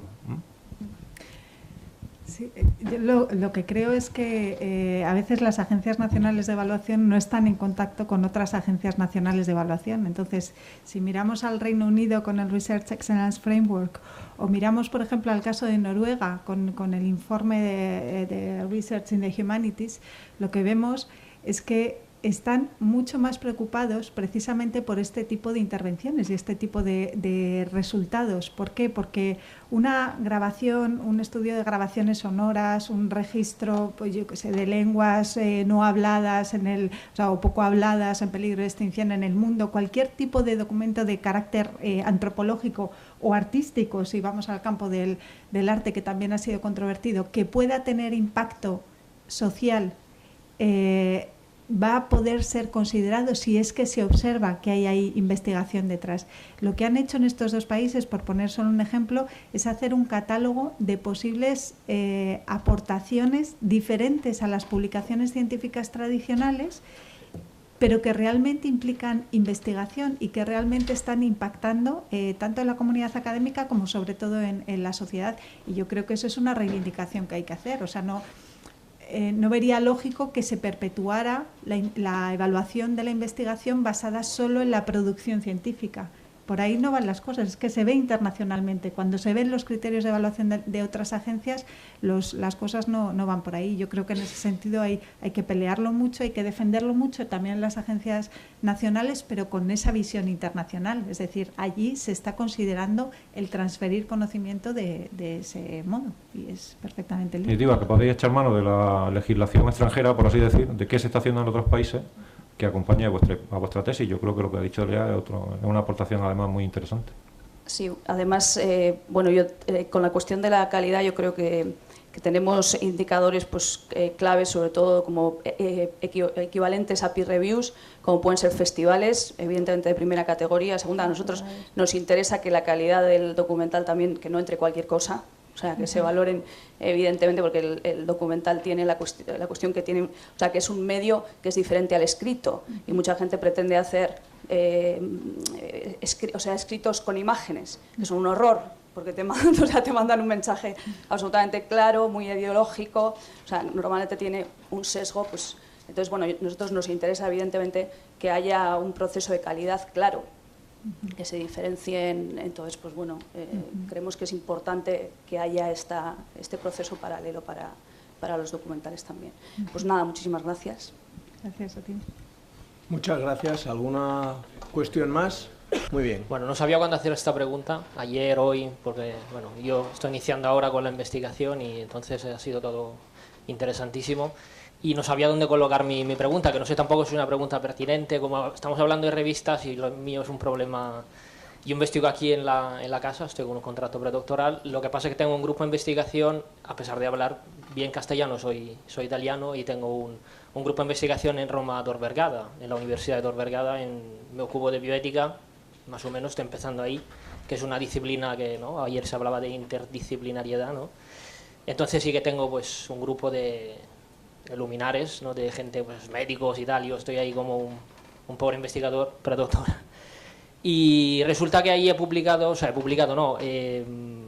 hice una estancia ahí en Tor Vergata y gané un concurso por tesis doctorales y tal. Voy a depositar la tesis en breve aquí en Valencia, y un requisito, un premio, digamos así, era una publicación en una revista.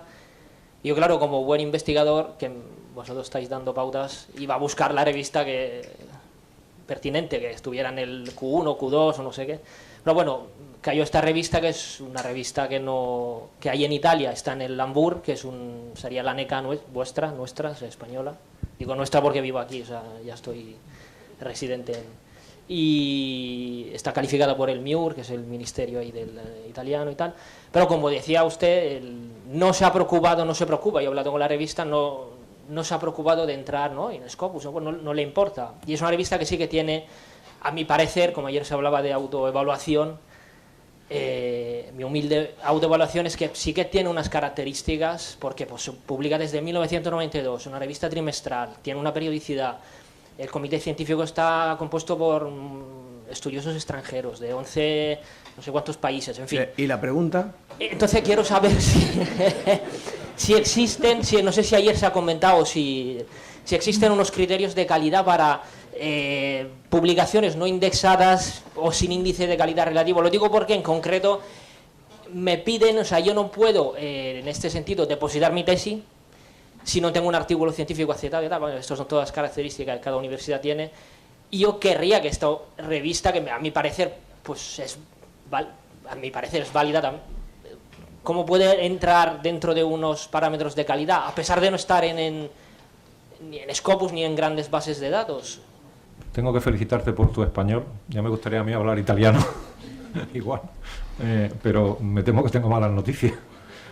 Yo en Granada tengo la desgracia de ser el coordinador del programa de doctorado y tengo que lidiar todos los días con tesis que quieren leerse y que exigen el programa que cumplan una serie de requisitos. Uno de ellos es una publicación internacional, y tenemos establecido como criterio que las revistas tienen que estar en la base de datos internacional Web of Science, y si no, tienen que estar en Scopus, y si no, ya empiezan los problemas.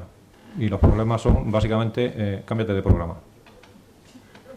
Entonces, no sé cómo lo hacen en Valencia, no sé cómo lo hacen aquí en San Vicente, pero si han puesto unos criterios y esos criterios apuntan en la dirección que nosotros te acabo de comentar que hacemos, y por lo que me estás contando esto es lo que sucede, tienes difícil justificar el asunto, porque las justificaciones de tipo cualitativo, esta revista es buena, tiene un comité bueno, etcétera, etcétera, las reciben con mucha desconfianza los responsables.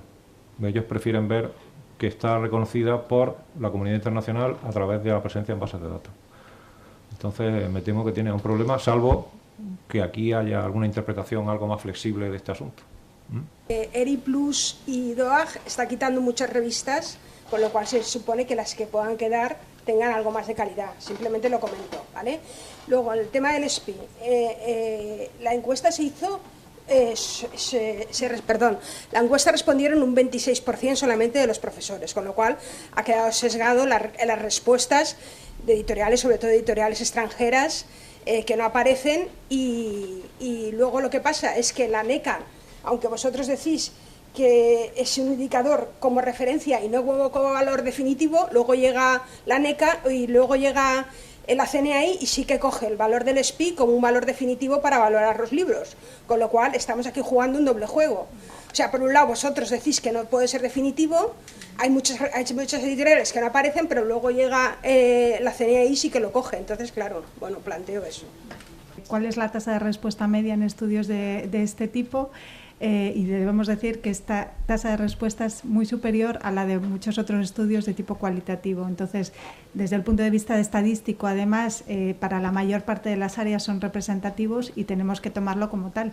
Como la metodología es clara, es rigurosa y además son trazables porque los datos están en abierto, pues simplemente tenemos que tomarlo como lo que son. Siempre hemos dicho que deben tener un valor orientativo, pero no somos la NECA. O sea que luego efectivamente los comités son soberanos y ellos deciden cómo evaluar y deciden si optar por el camino más complejo, más laborioso o por el más fácil de automatizar la evaluación. No estoy en absoluto de acuerdo con eso, con ese procedimiento. Y luego, por otra parte, tenemos 500 y pico editoriales españolas recogidas y unas 700 y pico extranjeras. Con lo que estamos haciendo ahora del cruce de datos con otras entidades europeas, lo que estamos tratando de hacer es ampliar ese universo. Pero claro, hemos hecho bastante en relación con lo que había, que era nada. O sea, no había listados de editoriales. Entonces, podemos elegir, o ellos tienen como punto de referencia editoriales extranjeras que antes no existían o que existían las que tenían los evaluadores de los comités y que podían recordar. Pero digamos que con esto lo que tratamos de hacer es poner algo de objetividad en los procesos de evaluación, que queda mucho por hacer, desde luego, muchísimo, porque era un terreno absolutamente virgen, ¿no?, cuando empezamos nosotros. Bueno, muchas gracias. Yo tengo varias preguntas que ahora plantearé, como siempre. No, pero en primer lugar quiero agradecer a todos ustedes su presencia en las jornadas, ¿no? Luego también, como no, a los ponentes y moderadores. En principio, porque también han estado muy activos, han venido a todas las sesiones para poder debatir, ¿no?, plantear preguntas, y en el día de hoy pues también a Elizabeth, a Elea, a Pilar, que se ha tenido que ir, y a Evaristo, porque ayer Evaristo, no sé si lo saben, pero estuvo 3 horas parado porque venía en coche de Granada, y digo, a lo mejor se vuelve para Granada, ¿no? Pero ahí en la pista de Silla estuvo 3 horas parado. Por eso no es... Y Elizabeth, que anoche estaba en Bruselas sabiendo si podía volar, si no podía volar, en contacto constante con nosotros, y al final ha podido volar porque hubiera sido más sencillo irse a casa y haber hecho la videoconferencia esta mañana, ¿no? Por eso mi más sincero agradecimiento. Yo felicitar a los dos ponentes, ¿no?, también por la actividad que han desarrollado y los nuevos productos que nos proporcionan, ¿no?, a los que estudiamos la actividad científica, los indicadores, etcétera. Entonces, me gustaría plantear varias preguntas, ¿no? En primer lugar, a Elea, yo voy a plantear las preguntas de cada uno y luego contestáis. Ya tenemos 2 ediciones, si no recuerdo mal, del ranking, ¿no?, publicadas. Entonces hay una diferencia. Por ejemplo, miro el Tirant Leblanc, en la primera edición aparecía en 13ª posición y en esta última edición aparece en la 4ª posición, ¿no? El Scholar Publisher se utiliza a la hora de valorar las editoriales, ¿no?, cuando presentas a los criterios de evaluación.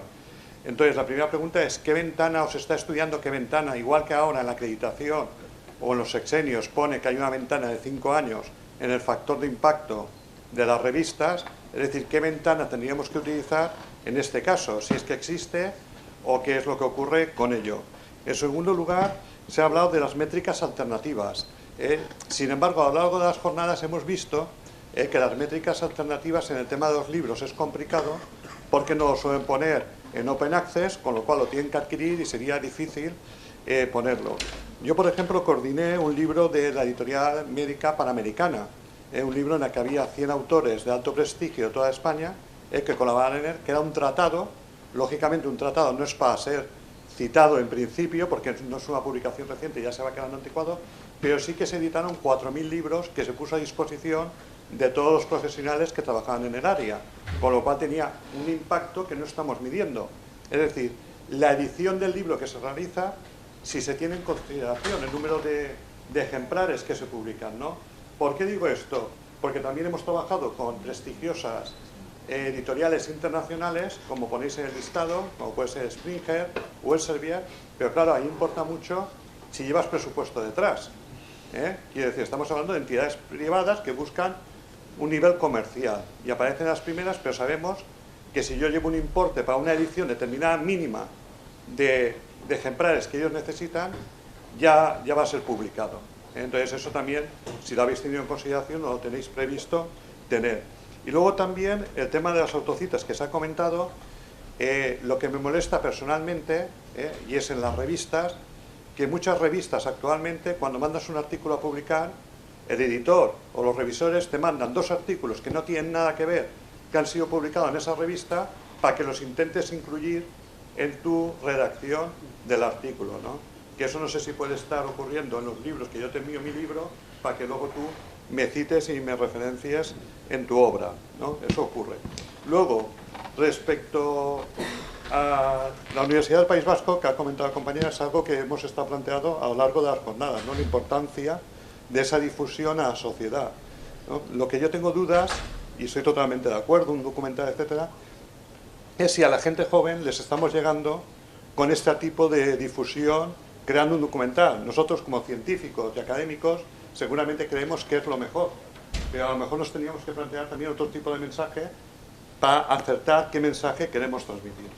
Bien, respecto a lo que comentaba Evaristo de la muerte de nuestros hijos, ¿no? Yo, que ya he dicho la muerte de un hijo mío, ¿no? Pues eso también lo hemos sufrido. Rafa y yo, por ejemplo, sufrimos la muerte del índice médico español, sufrimos que ya era el hijo de Mariluz Terrada y José María López Piñero, luego estuvimos Rafa y yo trabajando con este hijo, pero al final, ¿por qué lo dejamos morir? Pues porque lo que comentaba esta mañana con Elizabeth y con Pilar, es decir, teníamos que pedir otros proyectos y tocaba a nuestros investigadores trabajar en ese otro proyecto, y también que trabajasen gratuitamente en el índice médico español y el factor de impacto, con lo cual nos suponía un coste de 30.000 euros de buscar proyectos y 30.000 euros dedicarlo a esto, ¿no? O sea, que no te preocupes, que ese fallecimiento lo sufrimos todo, ¿no? Luego estábamos hablando de las revistas, ¿no? Cuando yo llegué a la Universidad Católica de Valencia, tuve la fortuna de estar coordinando las revistas que se publicaban y efectivamente, como comentaba la compañía de la Universidad Complutense de Madrid, pues también había cierta endogamia. Tenemos aquí al director de la revista Estío, ya han estado varios directores de la revista, y el primer mandato que se dio es que tenían que desaparecer todos los que eran del Consejo Editorial o de Revisión, no podían ser todos de la Universidad Católica de Valencia si quisiéramos una internacionalización o una repercusión científica. Por fortuna, estas últimas semanas Estío se ha presentado ya el sello de calidad de la CECIT, ¿no? Es una revista que ya estaba muy desarrollada y por fortuna tendremos esa oportunidad. Y luego felicitaros, pues, Ferran también, a la Universidad Complutense y a la Universidad de Granada por el tema del producto este que nos proporcionáis, ¿no? Y ahí sí que te plantearía una pregunta, ¿visto? Que es que has dicho que tenemos las citas de libros, claro que están vinculadas con las de Dianet. Me imagino que la mayoría serán españoles, estos libros.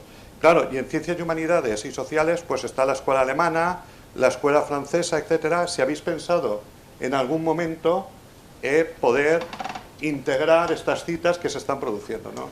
Y también, como comentaba con Ferran, que la Universidad Católica de Valencia es tu casa, que nosotros hemos apoyado a Dianet, como hemos dicho, y que cualquier cosa estamos a tu disposición. Y luego también una cuestión que nos ha planteado a lo largo de las jornadas es, y que creo yo, porque como he tenido que salir, entrar, etcétera, ya veré tranquilamente todos los vídeos, ¿qué opináis? Si me podéis decir algo al respecto de Publons, de Clarivate Analytics, con el tema de la evaluación de revisores de artículos científicos. Es decir, porque yo no sé qué utilidad va a tener y si eso se va a considerar luego en la evaluación del personal docente e investigador. Porque siempre hemos reclamado esto, porque siempre te llegaban artículos, como comentaba Juan, tiene que contestar una revisión. Y dices, bueno, yo tengo mis actividades, etcétera, no sé si este sistema es bueno, que quiero saber vuestra opinión. Y nada, y agradeceros de nuevo a todos la presencia y que sepáis que aquí en la Universidad Católica de Valencia, como dice el gran canciller, es vuestra casa. Muchas gracias.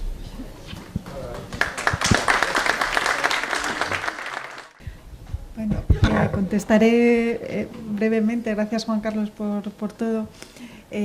Sí que es verdad que a lo largo de las 3 consultas ya que hemos hecho en SPI, los resultados o los posicionamientos de las editoriales pueden variar, porque varía la muestra de profesores a la que nos dirigimos, también la tasa de respuesta por especialidades, pues si ha participado más derecho es posible que Tirando Blanca aparezca adelante, o si han participado más los sociólogos o lo que sea, puede variar ligeramente. No podemos decir que la posición de una editorial deba tomarse para ese año en particular si es que el autor de una obra ha publicado en ese año particular. No pasa como en las revistas científicas. ¿Por qué? Porque aquí estamos barajando un concepto de prestigio que es mucho menos preciso en el sentido del impacto. Nosotros sabemos que una cita se hace en un momento determinado, en un año determinado, a una revista determinada. El concepto de prestigio de una editorial permanece a lo largo del tiempo, y entonces para nosotros lo que es interesante es ver la evolución, ver que Tirando Blanca aparecía al principio en las primeras posiciones, ahora sigue apareciendo en las primeras posiciones, y es más, con motivo de su internacionalización, del establecimiento de sedes en México y en Brasil, por ejemplo, pues es más reconocida, está tomando fuerza, publica más títulos, y eso hace que luego en las encuestas de prestigio también aparezca mejor posicionada. Pero digamos que la fecha de publicación de la consulta debe ser algo para ver la evolución de la editorial, pero no para tomar la fecha en concreto, ¿no? En cuanto a las métricas alternativas para libros, hay muchos grupos que están trabajando en ello. Estoy recordando ahora mismo pues, el caso de mi compañera Alesia Zucala, que está trabajando en la Universidad de Copenhague, con indicadores como sacados de Goodreads, por ejemplo, o con técnicas de Library Catalog Analysis, tratando de ver la presencia de las editoriales en bibliotecas universitarias. Y creo que es algo que está por desarrollarse y que nos va a dar mucha información. Va a depender siempre de la apertura o cerrazón de las editoriales para trabajar bien con los metadatos en esos sistemas, porque no todas las editoriales académicas están trabajando bien con los metadatos, no todas están presentes en sistemas, en bases de datos comerciales, por ejemplo, de libros. Entonces, en la medida en que eso se mejore, pues se podrán obtener mejores indicadores alternativos, ¿no? Y con respecto a Panamericana, es verdad que tanto la ANECA como la CNA en sus criterios de evaluación indica que uno de los indicadores, que valga la redundancia, que se manejarán serán las tiradas de las obras. Evidentemente, una obra que ha tenido una tirada de 4.000 ejemplares y que además ha sido traducido y que además ha tenido varias ediciones, va a ser mejor considerada, porque objetivamente es así, que un libro que tiene una difusión mucho más pequeña, una tirada menor de 300 ejemplares, que es la media de tirada en libros académicos en España. Y luego, finalmente, en el tema de pago por publicación, creo que hay muchísimo por hacer, porque las grandes editoriales académicas, ya sabéis que han abierto toda una línea de publicación en acceso abierto, por la cual permite la publicación de monografías en abierto previo pago. También es verdad que después de un proceso de evaluación, normalmente se suele hacer así, es decir, se pasa, por lo menos para las editoriales serias, se pasa un proceso de evaluación, y si la obra es aprobada, entonces se puede pagar por publicar en abierto. Pero investigar este tipo de cuestiones, investigar las prácticas de pago por publicación vinculadas o no a acceso abierto, es muy complicado, porque no vamos a obtener información muy fiable de las editoriales, ni tampoco de los autores. Ya hemos hecho algún intento con editoriales españolas en las que se está dando el pago por publicación, pero no es muy sistemático, pero es una investigación complicada. Y yo creo que con esto le doy la palabra a Evaristo. Voy a meter en el terreno que no es mío, que es el de Lea, esto del pago por publicar y tal. Yo, que soy un liberal y un capitalista asqueroso, a mí no me gusta. Es una percepción irracional, es decir, no tengo argumentos claros para defender la idea, pero sí tengo la experiencia de muchos compañeros míos de universidad que están publicando en editoriales que están en muy buenas posiciones del ranking y tal, y lo están haciendo porque están pagando por hacerlo. Y a mí esta idea, que hayamos aceptado o que nos hayamos tomado esta píldora, que consiste en que como pago público, y son editoriales serias, y son editoriales como Peter Lang, es decir, gente que está en los mejores cuadros de la Academia Europea. Están aplicando criterios de selección previa. A mí ninguno de estos compañeros me ha dicho que haya sido así. Lo que me han dicho es que han ido con el dinero por delante.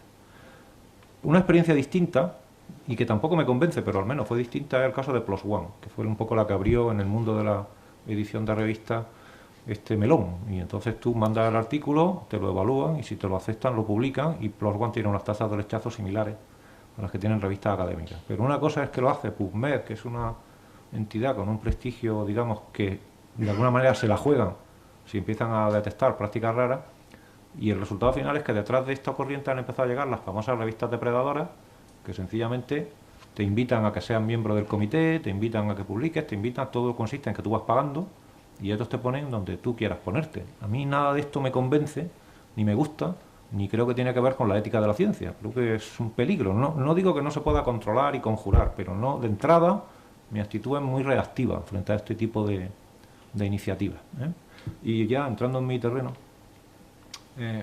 efectivamente aquí el problema que tenemos es que hay una serie de iniciativas que deberían de continuar en el tiempo, mantenerse al servicio de la academia y de los investigadores, y debería estar prevista esa continuidad. Y entonces lo único que se me ocurre es que alguien en alguna dirección general de un ministerio que ahora se llama de Economía y mañana se llama de Ciencia y pasado se llamará de otra manera, pues evalúe si efectivamente la comunidad científica necesita tener un directorio de científicos, o necesita tener un índice de impacto como INREX, o como se llame en el futuro, o si necesita tener un directorio de esto o de aquello, que nació a la sombra de un proyecto, pero que luego ya el proyecto se ha consumido, ha puesto en marcha la idea, la ha demostrado factible, y ahora se trata de saber si la comunidad lo necesita.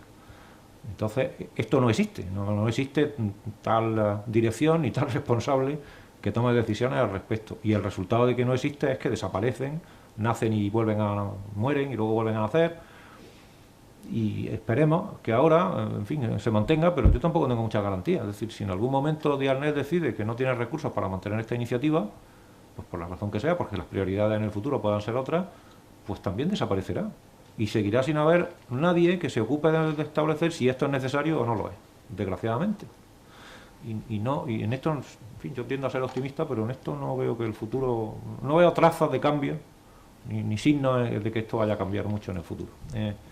Y en cuanto a otras iniciativas como Publons, yo os confieso que no soy un experto. Yo estoy en Publons, me metieron porque alguien me invitó, yo dije que sí, pero mi vida no ha cambiado, no he vuelto a tener ningún tipo de interacción con ellos y no sé hasta qué punto es una iniciativa útil. Espero que alguien se ocupe del asunto y lo analice. Yo desde luego no soy capaz de daros mi opinión con fundamento. Vale, pues muchas gracias. Con esto, pues gracias Evaristo, gracias Elea. Con esto cerramos la cuarta mesa redonda. Y bueno, puesto que estoy aquí con el micrófono, pues también un poco transcribiendo las palabras del organizador Juan Carlos Valderrama de la jornada, doy por concluida. Bueno, pues gracias, pues enhorabuena a la organización, muchas gracias a todos los participantes, a todos los asistentes. Y con esto, bueno, pues quedan concluidas la jornada de evaluación y visibilidad en la investigación en humanidades y ciencias sociales celebradas por la Universidad Católica de Valencia.